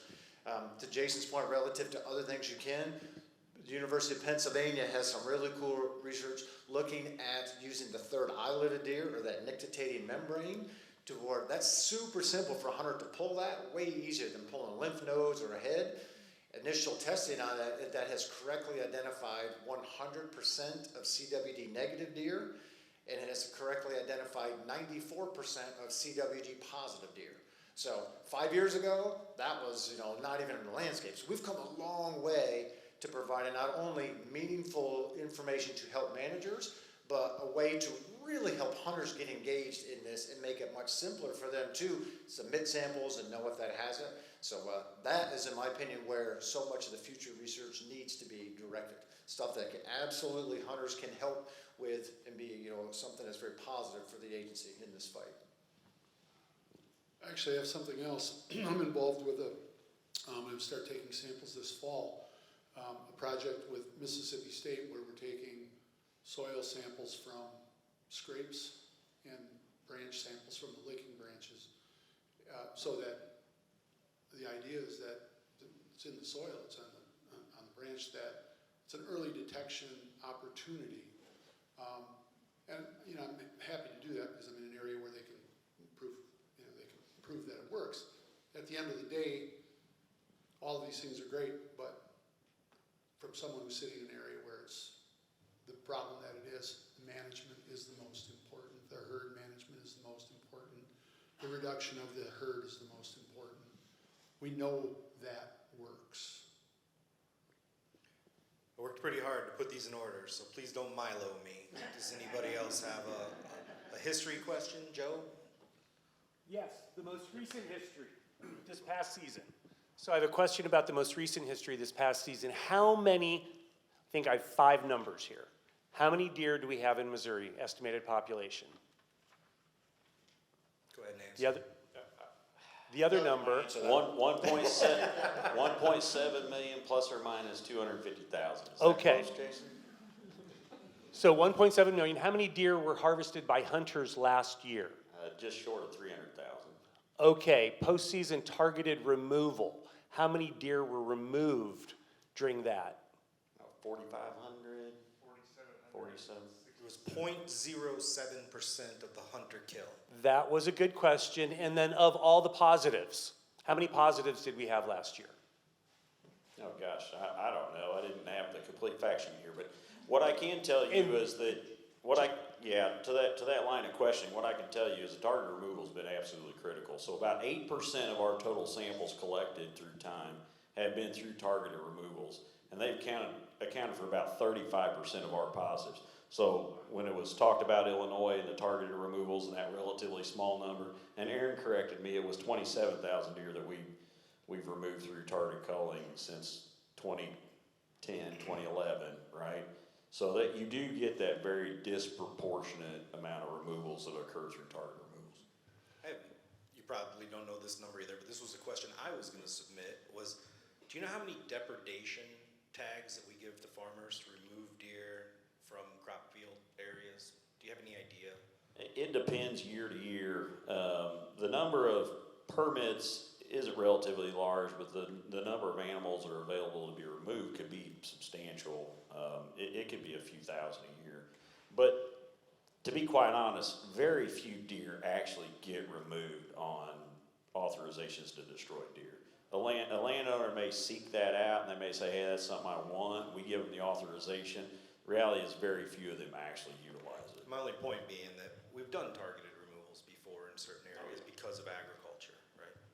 Okay, I'm going to move on from history unless somebody else has something. Bill Cooper. Well, in my lifetime, I've written hundreds of articles about deer and deer hunting, but I've stayed away from CWD because I've been confused too. But the question I'd like to ask, and it does have to do with history, big buck management, has that contributed to CWD? So we've been working with researchers at the University of Montana, folks in Wisconsin, have been doing some modeling stuff. I think when we start to talk about that question, it's really about the size of the population and the structure of the herd. We don't exactly know how that impacts the prevalence and distribution of the disease. I think the data would suggest that if you have a larger population and you have a larger proportion of adult bucks in the population, it probably is more susceptible to CWD spreading a little more quickly through the population. Is it the cause? Absolutely not, right? It had to be introduced somehow. So I don't know. I think that's a really tough one to answer, but that's where we've got a pretty active research project which we're trying to model out some of those questions. Wisconsin's done some of that stuff, and we're trying to see what that might impact. And so to Doug's point too, I mean, it's about the management, what management strategies have had an impact. I will say there was a recent as I'm blabbering on, things in my mind are grinding away. There was a recent meta-analysis done on the populations in eastern Wyoming, looking at, these are mule deer populations primarily. And those populations that had much higher buck harvest rates over the last 2 decades have much lower prevalence than those that have low buck harvest rates, right? So those with low buck harvest rates had pretty substantially higher prevalence. So again, it's a different system, but it does point to there are certainly characteristics about the herd that drive the dynamic of the disease. I think one of the things you need to look at that too is the impact that hunters have on that. We've had these conversations with a lot of researchers, relative to what do we need to be removing from a deer herd perspective. And being, the QDM guy, I've had this a lot, like, how could you ever encourage somebody to pass a yearling buck if they are more likely to have the disease later? And I think what it comes down to is, on paper, the best way to battle this disease is to drive deer herds very low and to drive age structures very young on both sides. And on paper, that would work very well. But we don't live on paper. We live in the real world where hunters have to implement, the actual strategies that we have. Everybody that goes hunting here this year, you're going to go hunting with a buck tag in your pocket or multiple buck tags in your pocket and multiple antlerless tags. The reality of it is, all the deer hunters that go to the woods this fall, less than half of them are going to shoot one deer. Only about 40% of all the hunters in the United States are going to kill a deer this year. And only about 18% are going to kill more than one deer. So how many people in here killed a deer last year? You are in the minority. How many of you killed more than one deer? Now you're in the small minority. So because of that, I think some agencies have gone so strongly on it. We need to drive this buck population very young, kill all these we can. Well, what happens then is, because almost nobody kills more than one, by doing that, you end up letting the doe population grow much higher, which then exacerbates deer number problem. And research out of Wisconsin shows that in a doe group, if one of those members have CWD, all of her kin that live in and around her are 10 times more likely to have the disease, because it becomes a reservoir for that. So what I have told people is, hey, we need to battle it from both sides. We can't just shoot bucks, or we need to be reducing numbers, but we also need to be, from the buck side as well. And there's lots of surveys that show that, if there are at least some older deer out there to hunt, hunters will spend more time afield, then they are more likely to have the opportunity to harvest additional antlerless deer. So, I've been taken to task saying, like, how can you ever convince somebody or suggest somebody pass? I think that's why. I don't think we should be letting all these bucks grow to full maturity, but I think it actually helps in the big scheme by having some out there that are older, as long as we continue to preach and push hunters to make sure that they, yes, are harvesting those bucks, but at the same time they're harvesting antlerless deer. So I think that the real world dictates a little difference with regard to what we could actually write on paper to defeat that. I have a couple of thoughts about that. And the first one is, with the old QDMA model, and we all know the phrase, right? Let him go so he can grow. So people are passing on younger bucks so that they get older. They forgot the other part of that equation, and that is to reduce your herd and get a better deer balance. That's one of the, or herd balance. So that's one of the things. I've seen that time and time again in our area. We tend to kill 4 or 5 does for every buck that we kill in our place. The other thing about it is, and this is probably not going to be a very popular opinion with y'all, I'm not sure that we can do anything about this with recreational hunting. I mean, we might as well be trying to do it with car kills.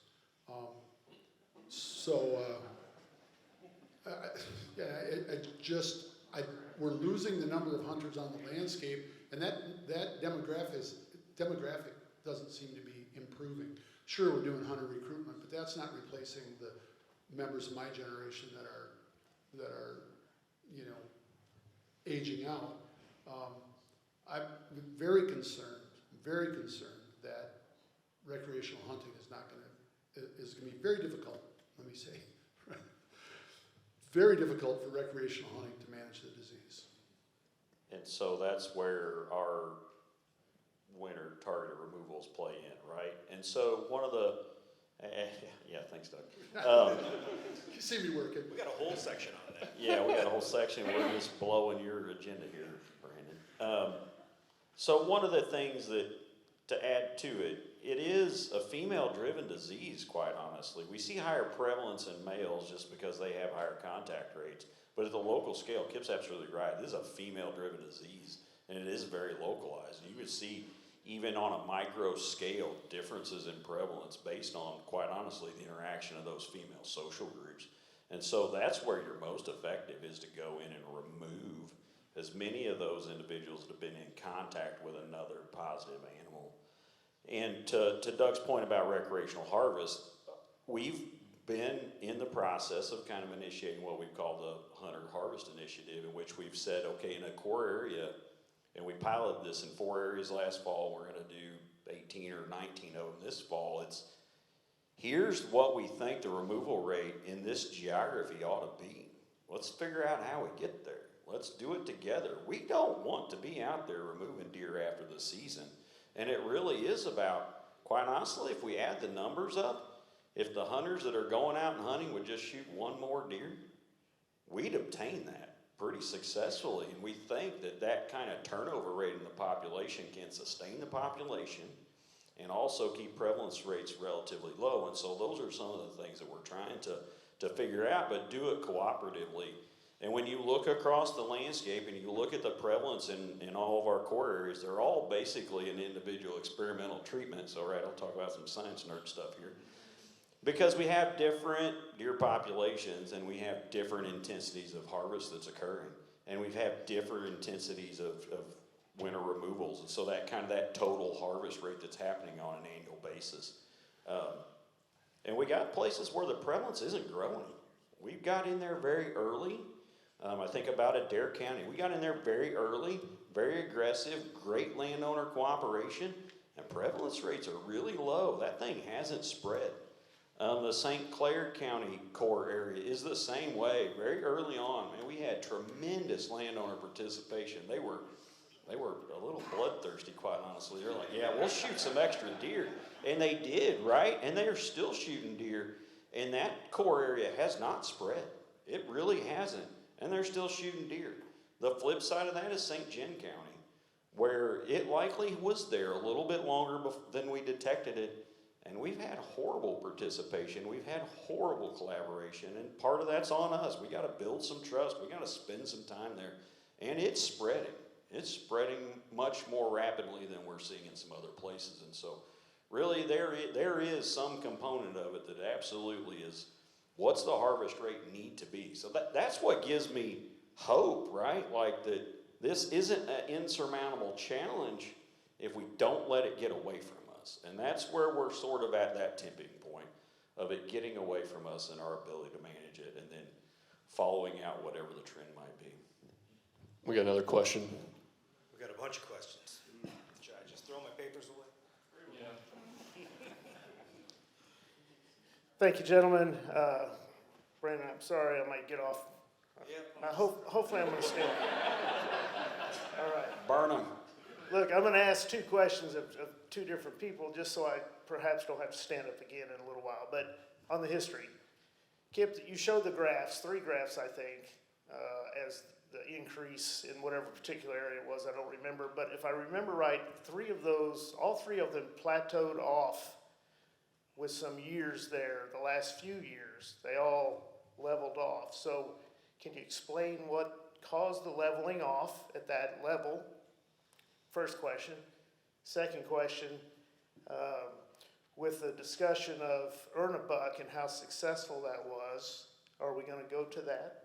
There are many in this room who would advocate for that. So, Director, so the question is to the Director, is what's the potential for Missouri to do that? That's the one I got off topic on, but we were hitting right around it.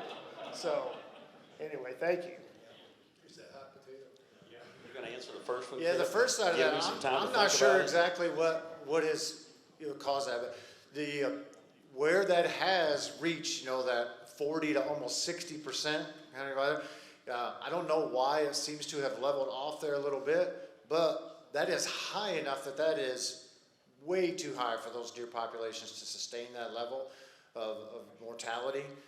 Because even if, say, the female mortality is half that, and it's probably higher than that, you are pushing the limit where then you are just have a stable population. Meaning any hunter harvest at all is added to the point where it's causing a population to decline. So those percentages are so high that does not build favorably for the future of that deer herd at all. And that's why, as Doug said, you just don't see older bucks there anymore. You used to go from all over the country to go there because you had opportunities to hunt mature bucks. Those deer that are 4, 5, 6 plus years old. And Paul Lanier that was on the thing there, he talks about, we just don't see any bucks that get past 3.5 anymore. I've heard Doug say similar things, so those rates, I can't explain why they plateaued there, but unfortunately they plateaued at a very, very high rate that will never allow those deer herds to have hunting like they had in the past, or at least from a buck age structure side. What's the percentage of no return? Hold on. I thought Doug was thinking. Doug's video was frozen again. So he's having a Shags moment. Everybody that listens to Driftwood Outdoors. Again, the farm kid mentality. CWD is like the Dutch elm disease of the deer herd, right? I don't know that it's going to get rid of all of them, but they're going to be younger, and I have one big old American elm on our farm yet, and it's all off by itself, way off in the corner of the farm. And I wish I could do more to protect that. That's one of the things that I think about all the time is what's happening.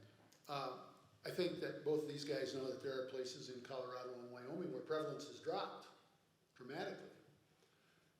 And the reason for that is, and maybe this has something to do with that, the population has dropped too. It's really hard to spread the disease if there isn't any animal, if there are very few animals there to spread it around. Yeah, so I think that's part of what drives that. You get a younger age class, and there are young individuals being added to the population, so they make up a higher proportion of the sample than would have occurred before. And so just numerically, based on the age structure, the distribution of the population, you're going to hit a plateau. And it might look different based on the productivity of the population and the number that are able to recruit through. But I think Doug's absolutely true. I mean, we know the behavior of deer. There are some that are just like homebodies or loners, right? Like they just hang out by themselves and just may never get it, which allows you to just never quite get to 100. But I think part of it is just that shift in age structure and in the age distribution of your sampling, knowing that the older they get, the more likely they are to test positive. I just want to point out that the person that posed that question is State Representative Tim Taylor. So a lot of people say we need our legislators to hear, we need our politicians to know what's going on. So we have one here, and he's on the Conservation Committee in the House. So we appreciate you being here, Tim. He also made archery the state sport of Missouri. So thank you, Tim, for being here. David, I saw your hand go up. So you gonna let me off the hook on the Ernebuck? Oh, no, I missed that. Because if you don't, Tim will ask me in a House committee meeting, I'm sure. So we're gonna answer it one way or the other. I think all options are on the table, right? Like I want us to be willing to have that conversation. We're hoping to go out this fall, talk about CWD, talk about some of the challenges. It's not one of them that we've initially sort of considered. It's sort of been on the back burner, but it's a tool other states are using just from a pure deer population management standpoint as we look at changing hunter behaviors and hunter desires to shoot a deer, to shoot a buck first, right? We've historically had pretty high proportion of our hunters that would shoot any legal deer. In the last few years, that's really shifted. And so that shifts the way that our regulations actually impact the population on the ground. And so I think all those things are on the table as we think about what it means, as we think about expanding seasons and opportunities for folks. I want to comment about that. Maybe I said it earlier, it bears repeating. Ernebuck was unpopular with a certain segment of the both bow and gun hunters in Wisconsin. And because of the way prevalence wasn't increasing, the spread wasn't increasing, it was like, well, why are we doing this? If you do implement Ernebuck, you start it the year before you're actually going to implement it. And if you shoot a doe, let's say you were going to do it in 2026, and you shoot a doe in 2025, then you have a buck tag going into 2026, and that's how Wisconsin did do it. And I will also tell you this, a lot of the people who were against, and some of these people are my friends, I like Ernebuck. I was trying to reduce the population because I'm concerned about the entire biotic community, not just deer. And I was trying to reduce the population for the benefit of the entire biotic community. But I know a lot of people who said, I wish they'd bring Ernebuck back. But our legislature outlawed it, and so it's much more difficult than having the agency bring it back. Well, you are somewhat doing it, because if anybody went on and tried to apply for the special deer hunts this year, like I was looking at Montauk State Park, you gotta kill 2 does before you can kill a buck on those special hunts. Oh, yeah, we've used earn a buck in managed hunts for a long time. Yeah, it's been a pretty common thing, especially when you got a narrow window of time. You want most of the harvest to be does, but you know there's some great other opportunity out there. Yeah, our state parks, many of them are that way. I think that's another great point, the idea of that management should be regional, and I applaud that kind of effort as well. Shags, did you have somebody? I thought I saw a hand up. Well, David was over here, I saw that hand. Yeah, I just Greatest big buck killer in Missouri, maybe. that's where I'm going with this. Hold on, I'm coming. Believe it or not. A little bit of what Jason talked about is how hunting has changed over the years. It's evolved, and we've all evolved, and I don't think any of us get up at 4 o'clock in the morning and spend the money and the time that we do to kill a 1.5-year-old buck. And your initiative, that's where it's going, and I think that's what a lot of the people are against it for, is because it goes totally against where Kip used to live in quality deer management. And so we're sitting here trying to battle against a monster that we've all created. We all got out of bed at 4, trade pictures, we named deer. It's all about quality, and if you don't think that, you're fighting a losing battle, in my opinion. Because I don't care if you're 4 years old or like Tim, 35. You get out of bed to kill a big deer, and you may not get him, and that's okay. But you get out of bed to kill him, and that initiative of targeted removal, extended seasons, peak of the rut rifle seasons, it goes totally against where deer hunting has evolved, and that's around big deer. So unless you guys are willing to figure out somewhere to join forces and maybe coexist with that, I think you're going to continue to battle this. And you brought us all in here to convince us that this initiative is a good thing, but you're going to have to do something to prove to us that, yeah, that's the way to go. Now, I agree with you that if we don't do something, it could be a problem. We don't know yet, I don't think, but it could be. But you gotta remember at the same time why we get out of bed at 4 o'clock in the morning, in my opinion. And then also the graphs go up equally with the amount of testing that you guys have done. I mean, the deeper you dig, the more you're gonna find. Yeah, that's not true, David. That is simply not true. It's not proportional to the number of samples you collect. It goes up in time based on that year's sample. It's not because we're accumulating things or somehow that as we test more, we find more positives. It's proportional. Whether we tested 1,000 or we tested 100, you'd come up with the same percentage. I'll buy that, but I mean, like 20 years ago, we didn't test very many, if any. We tested 30,000 deer between 2000 and 2010. And if the disease had been present at that time, we would have found it if it had been at any sort of reasonable presence.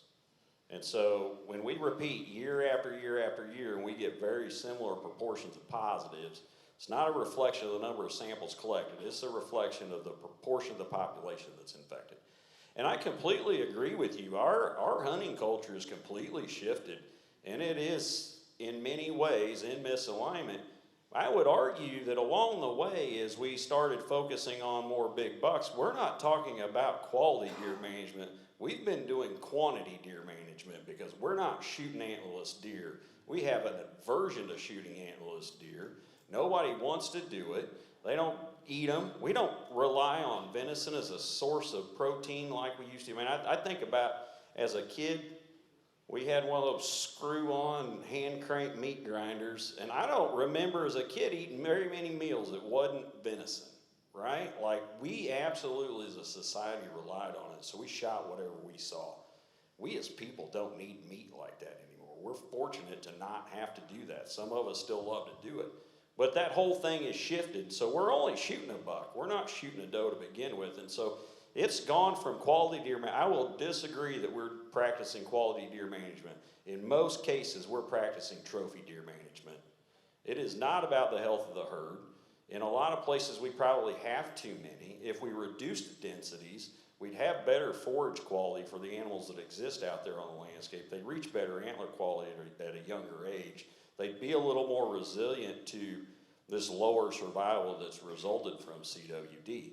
And we find that balance. It is not exceedingly high deer populations. I think we all have to recognize what's possible and what's reality. So I think they aren't as misaligned as some might believe, but we gotta not treat that any deer tag in our pocket as if that's the only tag we got, that we got additional opportunities to harvest antlerless deer. And that's where a lot of the harvest initiative has been around does. I don't care which deer. Quite honestly, I prefer you shoot does. Let's manage the size of the population and try to keep that at a stable Can you combine place. the targeting removal and this initiative with quality? I mean, can you coexist with the two? I think so. That's a lot of the conversations we have with landowners. They don't want us to shoot bucks. We're fine with that. We'll go shoot some does, right? Let's try to manage the population. And I tell our team, like, if we've had an individual that shot a positive doe, let's go there and try to remove those other individuals that are in that social group. Don't go 2 miles down the road just because the landowner's got deer coming out in a bean field and you can shoot several of them. Like, let's target very strategically and very surgically those places where it exists. So we have to find this happy medium, and that's why I think there is some magic number for the population in terms of harvest rate. We've talked about if we remove 25 to 30% of the adult females in a population on an annual basis, we got a stable population. There's probably some number like that we can shoot for that gives us a target where we're still allowing deer to exist in the population. But perception is reality, and right now the perception amongst us is that you're targeting deer, period. So when that 140-inch 3-year-old walks in, boom, he's done. He ate the corn the first time that night. You may shoot 3 does also, or whatever, but the message is out there that we're gonna kill all your deer. That's what the perception is. And you guys have a challenge to get that message where if you wanna reduce population, it's not by shooting 140-inch 3-year-olds. You need to shoot does. Yep. No, I agree. And if you don't get that message, it's gonna continue to be this cycle. Yep, and that's where that's where the Hunter Harvest Initiative really is about, talking to those local landowners in that local community, and it's a level of engagement like we've not done before. And we're trying it, and we experimented last year, and we had a couple places where it worked pretty good, a couple places where it didn't work very good, and we learned a ton. And so we're gonna try to replicate that again. How do we collectively and cooperatively manage this resource? Because, as was mentioned earlier, vast majority of it's occurring on private land, right? How do we work together to meet everybody's true desire, not their perception of what's happening? But it's a tough one. I think David had a good point in the beginning, though. I mean, we were trained by QDMA to keep looking at older age class. I got a neighbor I respect a lot. He said, we try not to shoot anything that's not 7.5 or 8.5 years old. Like, are you waiting for one to come out using a walker or what? Like, so you guys kind of... That was a little past what we would encourage people to do as well. You guys did lead us there. Now, how do we educate the masses to go backwards a little bit? And to make sure that you shoot enough antlerless deer. Okay, I'm going to take a break from the audience. I'm going to ask a couple questions. All right, one more. Shags already handed it. So the question really is, you have built a tremendous case for Ernebuck.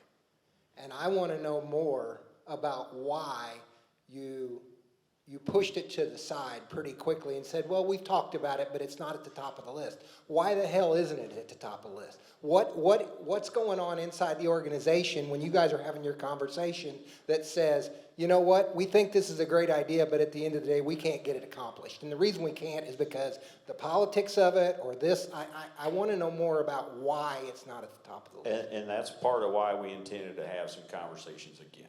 Where we were and where we have been, and based on the feedback we've gotten in the past, it just wasn't desired. Inside? No, outside, in the public sphere, yeah. This is a very different conversation, I promise you, than the vast majority of conversations we have around what folks desire in terms of a hunting season. I'll jump in on that. I don't even think it's on most people's radar. Right, I think all of us in this room are very serious deer hunters, and there are a lot of people that buy a tag. If we had a graph that showed the number of deer killed on opening weekend, it's still astronomical how many are killed in those 2 days versus the rest of the year, and that number really does represent the average deer hunter. They go out to kill a buck. Those of us that do what David said, you know, we live this. We buy land for this. We monitor our land with cameras. But there's still an army of people that are going to go out on a weekend and try to kill a deer, and we'll be happy, but now they'll be mad. So it's trying to balance that out, right? Oh yeah, there's always a lot of inputs, and I think it's a part of the continuing and evolving conversation we need to have. Yeah. Okay. Finances. Jason. Some people believe CW is nothing more than a money grab. You go on Facebook, MDC's only about the money. Follow the money. MDC's gotten $500 billion to combat CWD, and it's all going to your family. Like, what's the reality of this? My truck in the parking lot with 170,000 miles on it would tell you differently. So can you talk, and you know, how much money has been spent on CWD? Where does that money come from?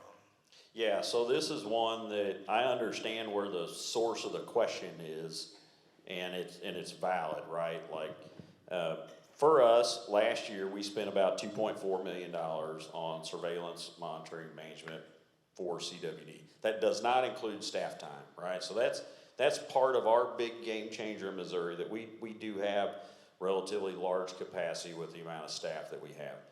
It cost $20 for a deer tag, a CWD sample, a test. The test itself cost us, what now, Deb? $22?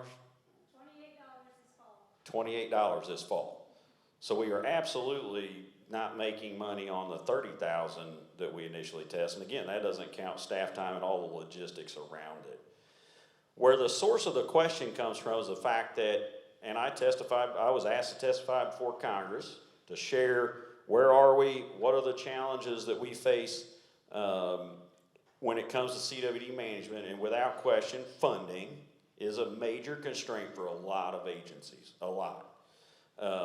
We have the blessing to have the conservation sales tax and an abundant deer population that generates a lot of revenue through permit sales. So we're able to do a lot of things that a lot of other states can't do because they don't have the added revenue.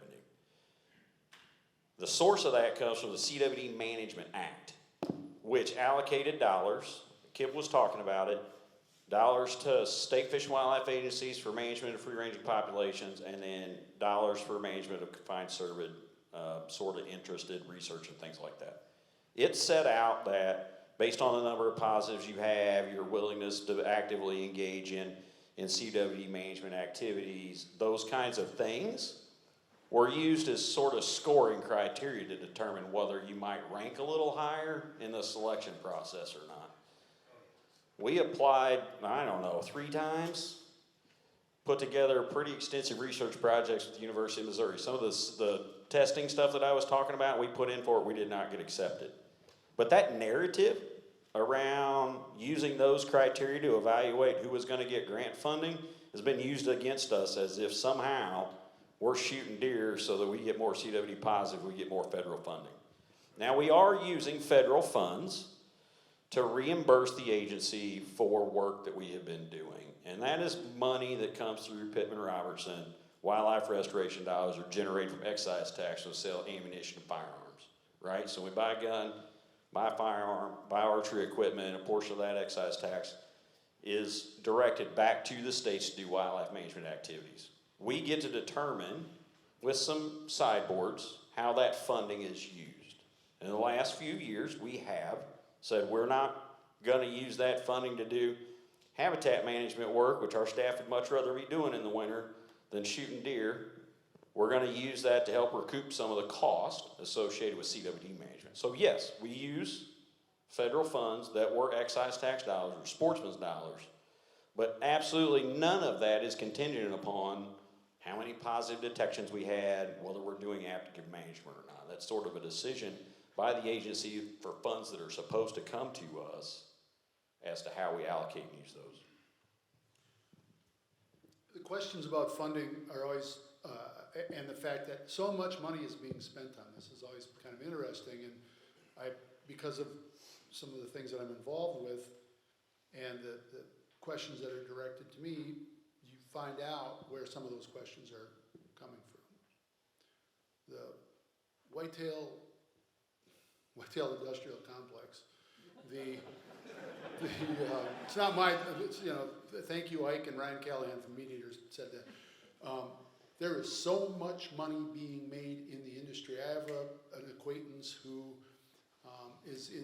was in the supplement and deer feed. He's since sold his business, and I'm not going to say who it was. He sold more supplements and feed and various products in the state of Wisconsin and it's a privately traded company, than what Wisconsin was spending on CWD. That was one company spending more. He was making more than what Wisconsin was spending on CWD. Ask the industry folks what kind of money they're making. They're private companies. They don't have to tell you. But I mean, there is a money motivation in all of this, and I would submit that that's one of the areas where it is. And I know that's not a popular opinion with some of my friends in the industry, but. And if you look at where we are relative, I mean, I know Kip and the team from NDA kind of surveyed states a year or two ago and said, how much are you spending? We are not spending the most. There are about 3 or 4 other states that are actually, in fact, spending more than us. Again, one of the big levers we have is the amount of energy we spend from staff time that other states don't have the luxury of doing. The other thing I'll add is that part of our problem is that states shifted away from doing a lot of the surveillance during the mid to late 2000s because of the loss of some of the federal funding that allowed them to continue to do surveillance. We kept going. We kept using conservation dollars to continue to do sampling. And so when we had those detections, we detected them at a low prevalence. Several of the states with the more recent detections is because they quit sampling. They stopped, and so the disease got to be at a much higher rate than what it would have been had they continued through time. And so the agency has always made a pretty significant investment in monitoring the disease, knowing the potential impacts of it. He's right with regard to the federal funding in the early 2000s. There was a lot for surveillance. As soon as we realized, this probably won't jump the species barrier, all that federal funding went away. And it was only just in the last couple of years where with the CWD Research and Management Act to get another source of federal funding so that agencies didn't have to spend their own money on this and could rather put it into habitat work and access and all other stuff. So there was a lot of federal funding early, nothing, and then now again, which is very, very needed and is a godsend to all the state wildlife agencies so that they can continue to use other resources, in more traditional ways, and certainly ways that hunters would rather have them use it. Does anybody have another finance-specific question? This gentleman hasn't gone. Oh, you're just showing favor to the politician, Shags. He was the close. Where was Go ahead, yell it out. So it's kind of a two-part question. How much estimated does deer hunting bring to the state of Missouri financially? So we estimate that deer hunting is a $1.5 billion. And how much money do you spend a year on CWD research? On research itself and the monitoring, we're spending $2.5 million on research. Yeah. Yeah, I mean, I think that's what we're trying to communicate. We're trying to protect something that's critically important. We estimate there are about 13,000 jobs in the state that are attached to the deer hunting industry and the money that's generated from it. And it's such a huge culturally and socially important thing to us. Director, my question relates around finance, but also personnel. So I have a little understanding about the time and effort that it takes for your people to do this job. Is that sustainable over the long haul? And are you wearing them out? I guess is what. So if you can discuss that just a bit. Early on, we wore some folks out. myself included, right? Like I famously been quoted from Southeast Deer Study Group meeting as saying, CWD management is a marathon, not a sprint. We sprinted hard the first few years and it was not sustainable. We do have, again, relatively large number of staff, but there's a limit to that can be done. We've done everything we can to try to minimize the impacts on individual staff. We try to set pretty strong sideboards, because I'll be quite honest, some of our staff are so passionate, they need help stopping themselves from running themselves in the ground. We got to protect them in some ways. So yeah, there's a limited capacity to the amount of work that we can do. And so that's why we're trying other things. That's why we are trying to think about how do we be more efficient and more effective. It's why this fall, there are counties that we have done CWD sampling in for a long time that we are not going to have mandatory sampling. We will have taxidermists, we will still be collecting samples from those counties, but we got other places where we think it's on the periphery. We may not have had as large a number of samples there that are of greater value than going back to a place we've been sampling really intensively for 8 or 10 years. And so that's going to be a change that folks are going to see as they look at the fall deer and turkey book and say, what's new, right? Like there's some new counties we're going to sample. The other thing is that we've made the real decision not to do targeted removals in some places. They're hard to get to. We've had low participation. We got low access. They're on the border with Arkansas doing very little. Our opportunity to impact the disease in those places is much more limited. So we've just been encouraging landowners to try to shoot some more deer, right? Like there are other things. And so we've very much been adapting through time as we recognize the capacity. We've shrunk the size of core areas. We are far more strategic in terms of the places where we shoot deer and the guidance that we give to staff to shoot deer, as we recognize that there is a limit to what can be done. I want to say real quick about the staff and morale. Man, we're pretty evil to each other online often, and those get leveled at a lot of the staff at MDC, and I talk to my friends that are conservation agents or biologists, and they work for this department or the feds or another state. I worked for the Indiana DNR early in my career, so I know what they make for a living, and I know why they're doing this. I have 2 girls. One is going to be in her 3rd year at Mizzou. One is going into her 1st year at Mizzou. Watching them try to decide where they're going to put their efforts for the rest of their lives. Like, what are they passionate about? These people that come to MDC, they're so passionate about nature and the outdoors that they want to devote their life to it. So when people online are saying that they're doing all this for the wrong reasons and they're insulting them and arguing with them and saying that they're trying to decimate a deer herd, they're not. They're trying to do what they can.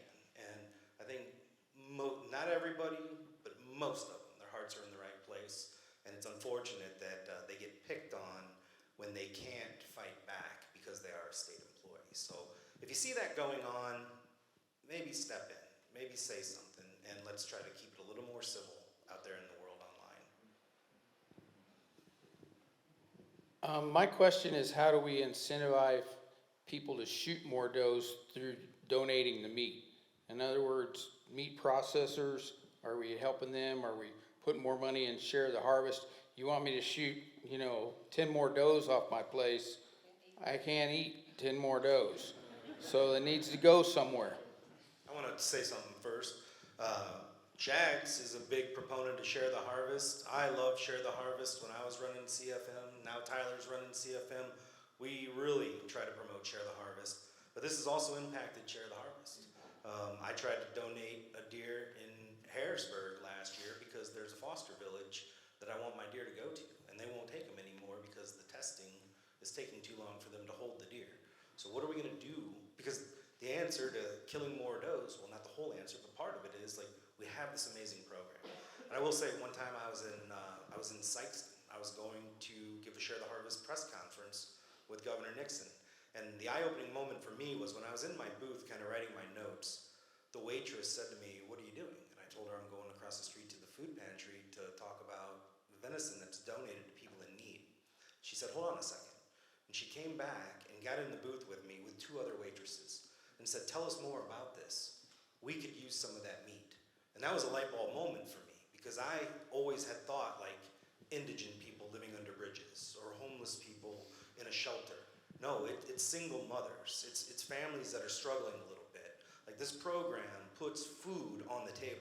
And as hunters, that was our role in our community historically, was to provide for others. And that program allows us to do this. So it's very near and dear to me, as you can probably tell. What are we going to do about Share the Harvest to make it worthwhile for our processors, to make it safe for the people getting the meat? No, and that's actually a very timely question, because that's one of the biggest barriers to people pulling the trigger on animal is I just can't use another one, right? I don't have a family member or a friend to donate it to.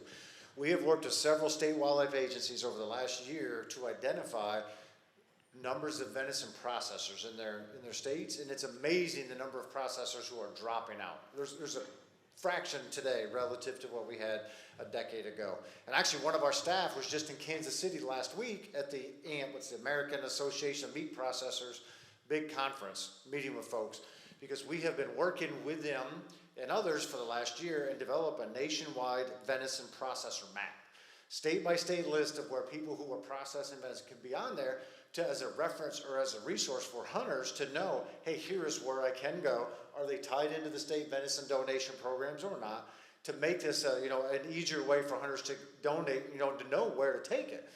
There's also a federal dollar component of that too, because there's the TFAP program, the Emergency Food Assistance Program, that our Director of Policy is working with legislature right now, because there are monies within that available for processors to either start up additional processing facilities and or for venison donation programs that many states aren't aware of to help reduce some more of those barriers. We facilitate the venison donation program in Massachusetts right now through the State Wildlife Agency. That state agency gets TFAB dollars to facilitate it. And there's a loophole within their system where the agency can't pay processors, so they pay us. We handle all the paperwork and everything. They send the money to us, and then we pay all of those venison processors for it. So I say that there are opportunities like that in more states, and this venison processor map is going to greatly help that, and the push to get more venison processors, because every state needs more.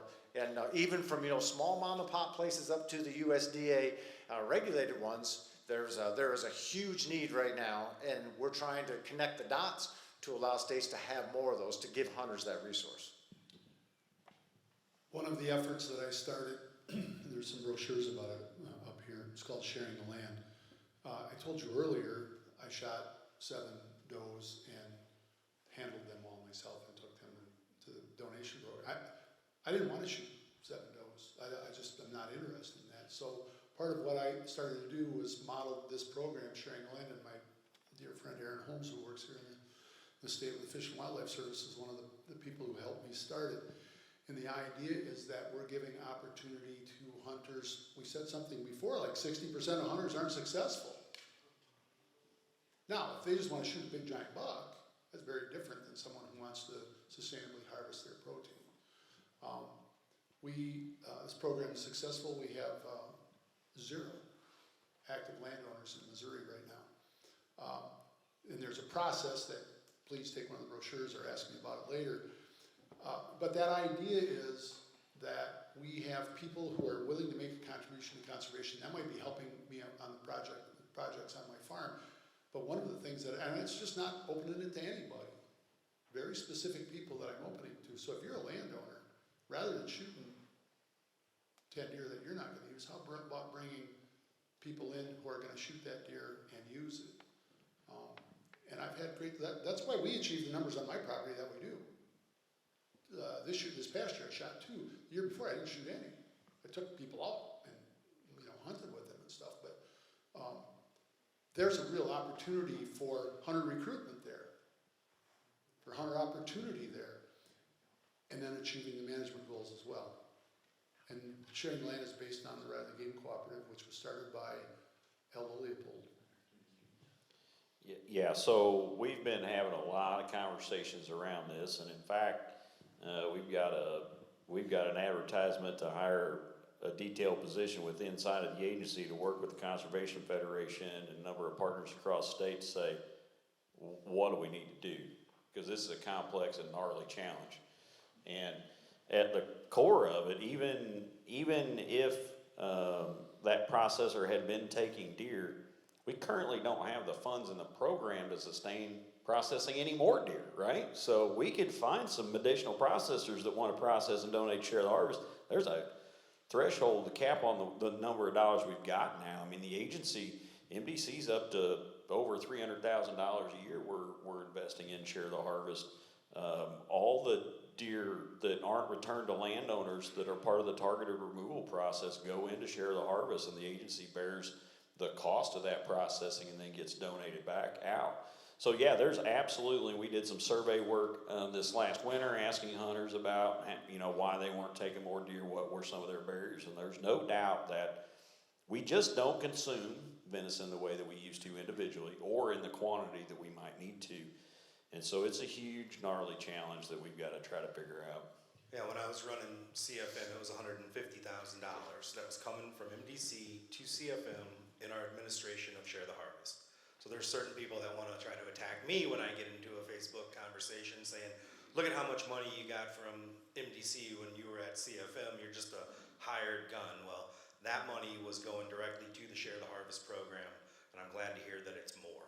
And when people go in and look at the 990s or whatever you file and they see $300,000 to CFM, just know that that $300,000 is then being sent out to processors so we can put venison on the tables of people in need. So Go ahead. I'm going to say one more thing, and because I'm afraid that Kip might not toot the horn of the National Deer Association, so I'm going to.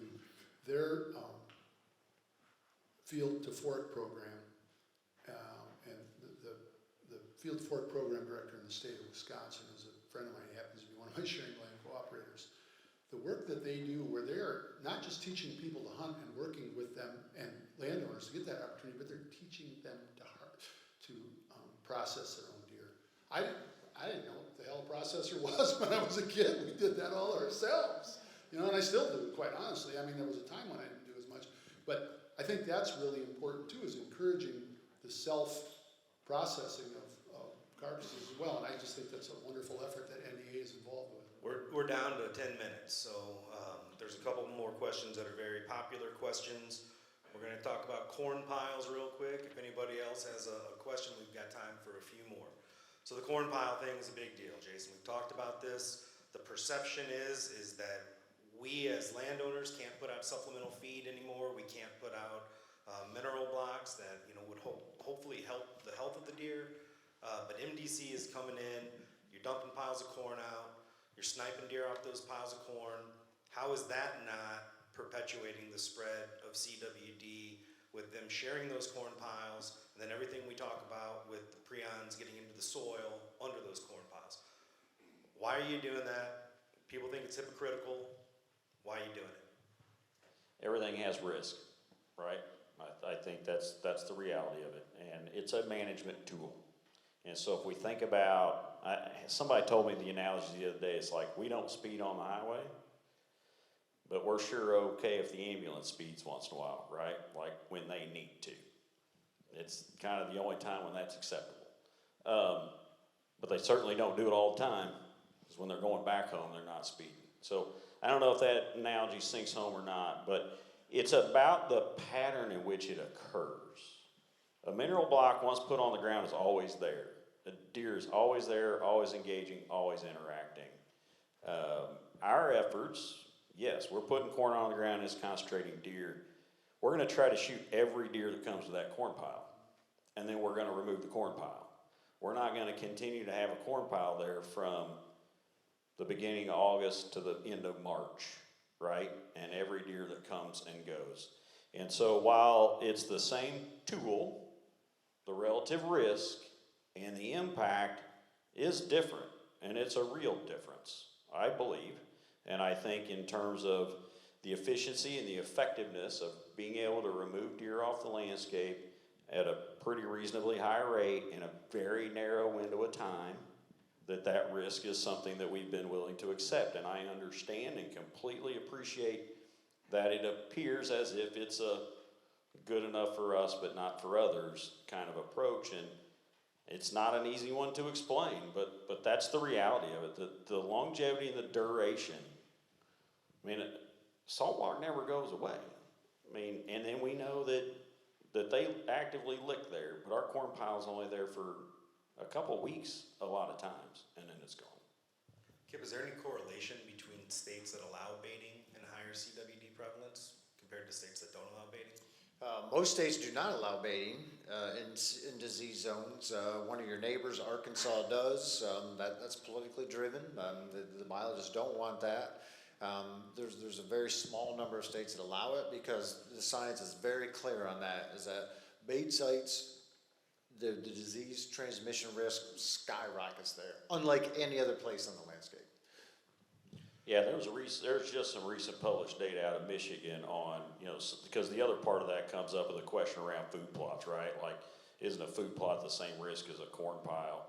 And there's some recent data out of Michigan that suggests that the contact rates, to Kip's point, is much higher at those sites than it is in just a regular food plot. But again, in terms of our implementation of it, it's a strategic decision we've made.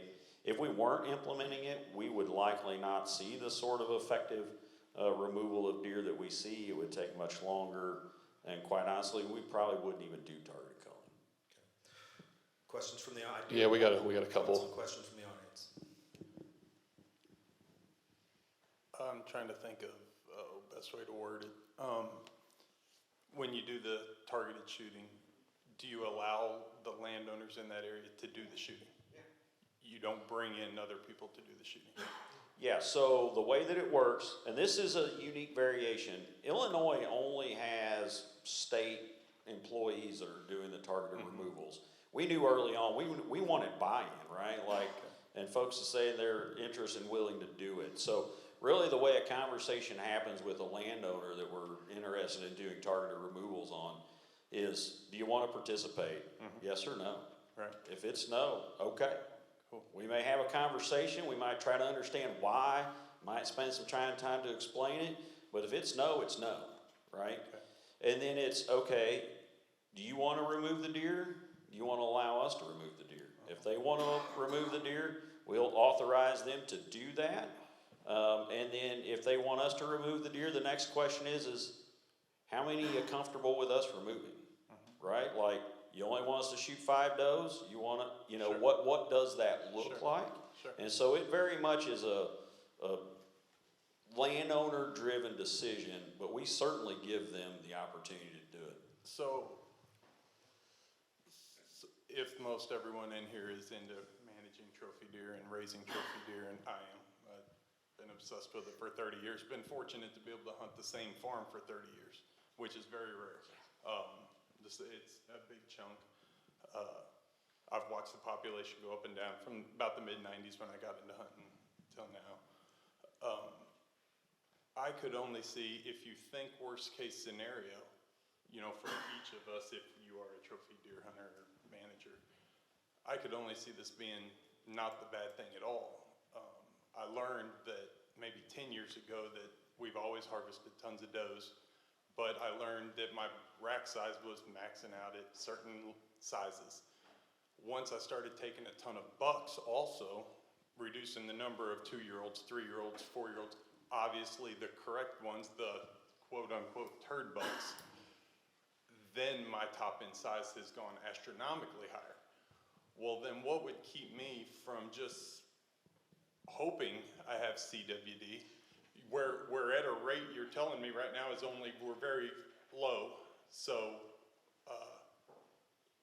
it's not a huge factor yet. I don't even know if I have it. I don't think I do, but obviously I don't know, never tested. And then you're giving me tags to shoot all the cull bucks because I'm the one pulling the trigger. I'm going to say, oh no, let that one go. Oh no, that one needs to live a few more years. But I'm doing what you're asking. I'm thinning the herd.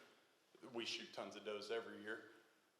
It would be the biggest management tool for me ever. I bring kids every year. I bring his son. I bring lots of kids every year to shoot small bucks and make it a big deal for them. Promote hunting, promote the sport of hunting. I didn't get my top end size of bucks to where they are until the last 5 or 6 years. And the same farm, the same everything, more food, granted, but until I really started eliminating social stress is what it boils down to. My rack size has gone crazier when I hit less numbers. Well, this would be a wonderful tool to take out all the quote-unquote turd bucks I want dead. So if I did end up with CWD, I don't even see that as a worst-case scenario. That's a complicated question. That's I agree. And, There's a and lot I of stuff understand, tied up. And I'm a little obsessed Yeah. with it. And Yeah. we shoot I can roughly tell. shoot roughly 50 deer a year. Yeah. One other question I did have on, the 500 acres that I on this farm. How would you recommend me? So we do shoot tons of deer. We bring tons of kids. We are cleaning them every night. It feels like it's a pain in the rear. Currently, I take them to an area of the farm, the carcasses, and I just drag them into the brush. Am I better off digging a giant hole if I have access to a track hoe and burying them deep to prevent this? That's a total side But question. burial would always be the preferred option. Burial. Always. Leaving them where you killed them on the property Not leaving them off the is farm, a correct. completely acceptable option too, right? If you had the disease, Yeah, and I and don't burying know if them, I do right, or burying don't, them would always be a good option. So, but I think you raise a really valid point. I don't think folks appreciate the fact that we got 1.7 million deer in this state is not necessarily a good thing for the overall health of the deer absolutely. population. Well, And for we horn have size, it's not. drifted so far Yeah. away from talking about the health and the quality of animals on the landscape to only protecting and only wanting to shooting old bucks at whatever cost, right? Without recognizing the impacts and implications of that on the overall quality of the animals. And so I do believe that we can get to that point where we can harvest deer at a relatively high rate. And I think what you described will happen. I just think if you do end up in the CWD zone, I don't see that being the worst thing in the world, as long as we're right now at this low. Now you get up to the graphs you shoot, where they're way up here now. Oh boy, I hope no one ever sees that. If you can keep prevalence really low, we think you're in pretty good shape. There is some inflection point percentage where prevalence is just going to take off, and there's very little we can do about it. We don't know what that is. In the West, they've sort of hypothesized that that's probably somewhere between 5 and 10%.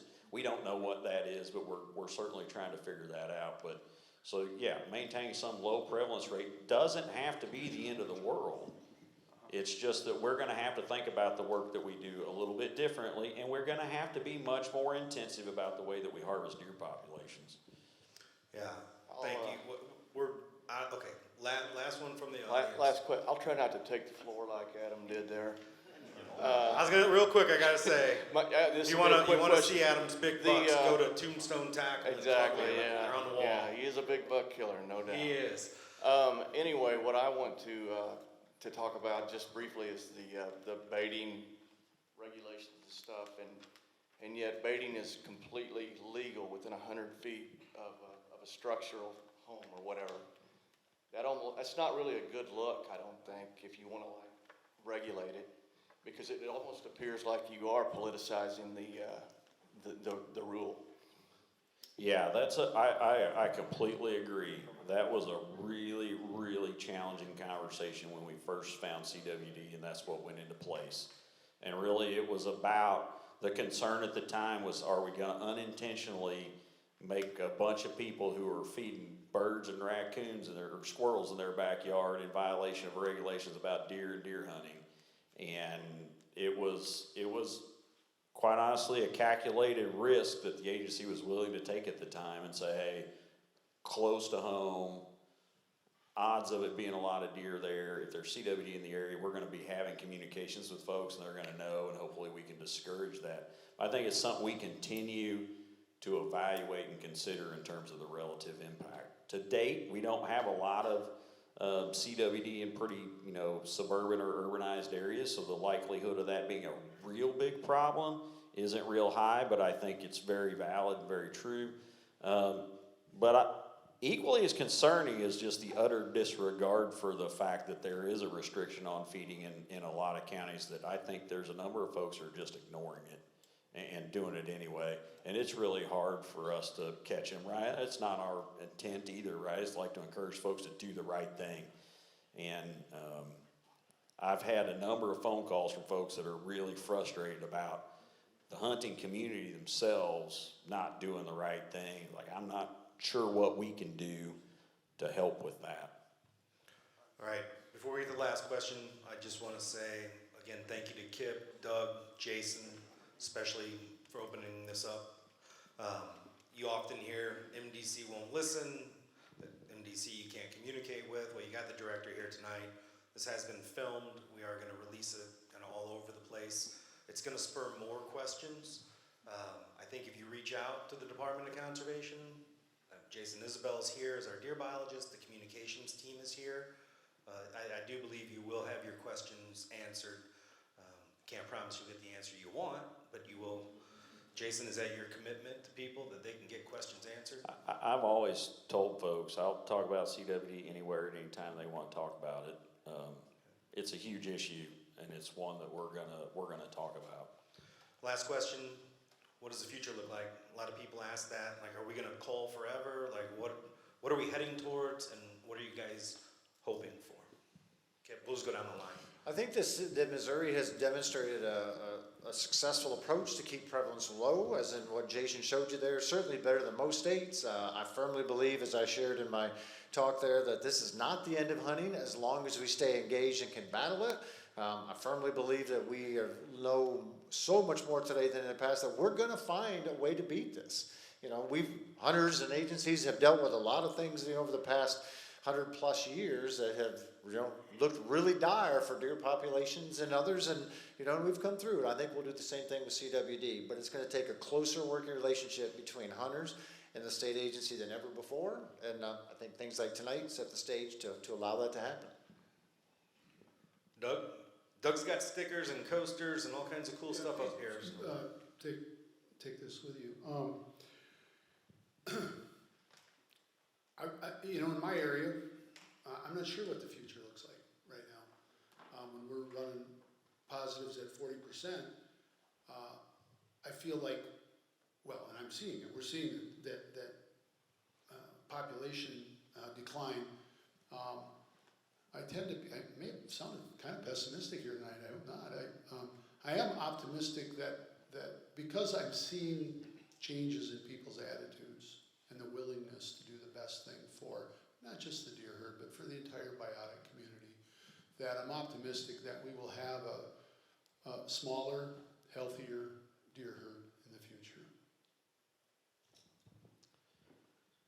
I'm a glass half full kind of guy too. I mean, I believe in this unique thing that is the Missouri model of conservation, and our willingness to put aside our differences and recognize that this precious thing that we call the white-tailed deer matters a lot to a lot of people. And I will put the, very, very optimistic view that after tonight's conversation, I have restored hope that we can get through this, we can put our differences aside, we can tackle this challenge. And I will go back to Tyler's original comments in the beginning. I think oftentimes we are looked at as the Department of Conservation to solve the problem. We are here to help facilitate and move us forward as a state, but we collectively have to decide what future we want for the white-tailed deer population and conservation in this state. And it is a collective we, not a me, not just a team with the triangle, that will determine the future of that deer herd. And so I guess that's my plea and my call to you all to meet us. We're gonna try to meet you all where you are. I wanna have those constructive conversations about how do we effectively communicate the challenge that we face. But based on the conversation this evening, the very constructive questions and the intent behind it, I'm optimistic that we can do it. If anybody can do it, Missouri can do it.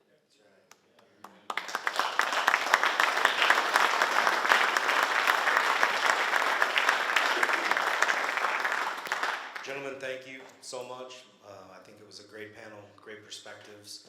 To all of you, thank you so much for coming out. Now we have an opportunity to go talk to our own communities, talk to our own friends and family, and tell them that, it's not all great, it's not all perfect, but you hear that there's optimism, you hear that there is a path forward. hopefully we'll continue to have great deer hunting in Missouri for years to come. So thank you all for coming. I appreciate it very much.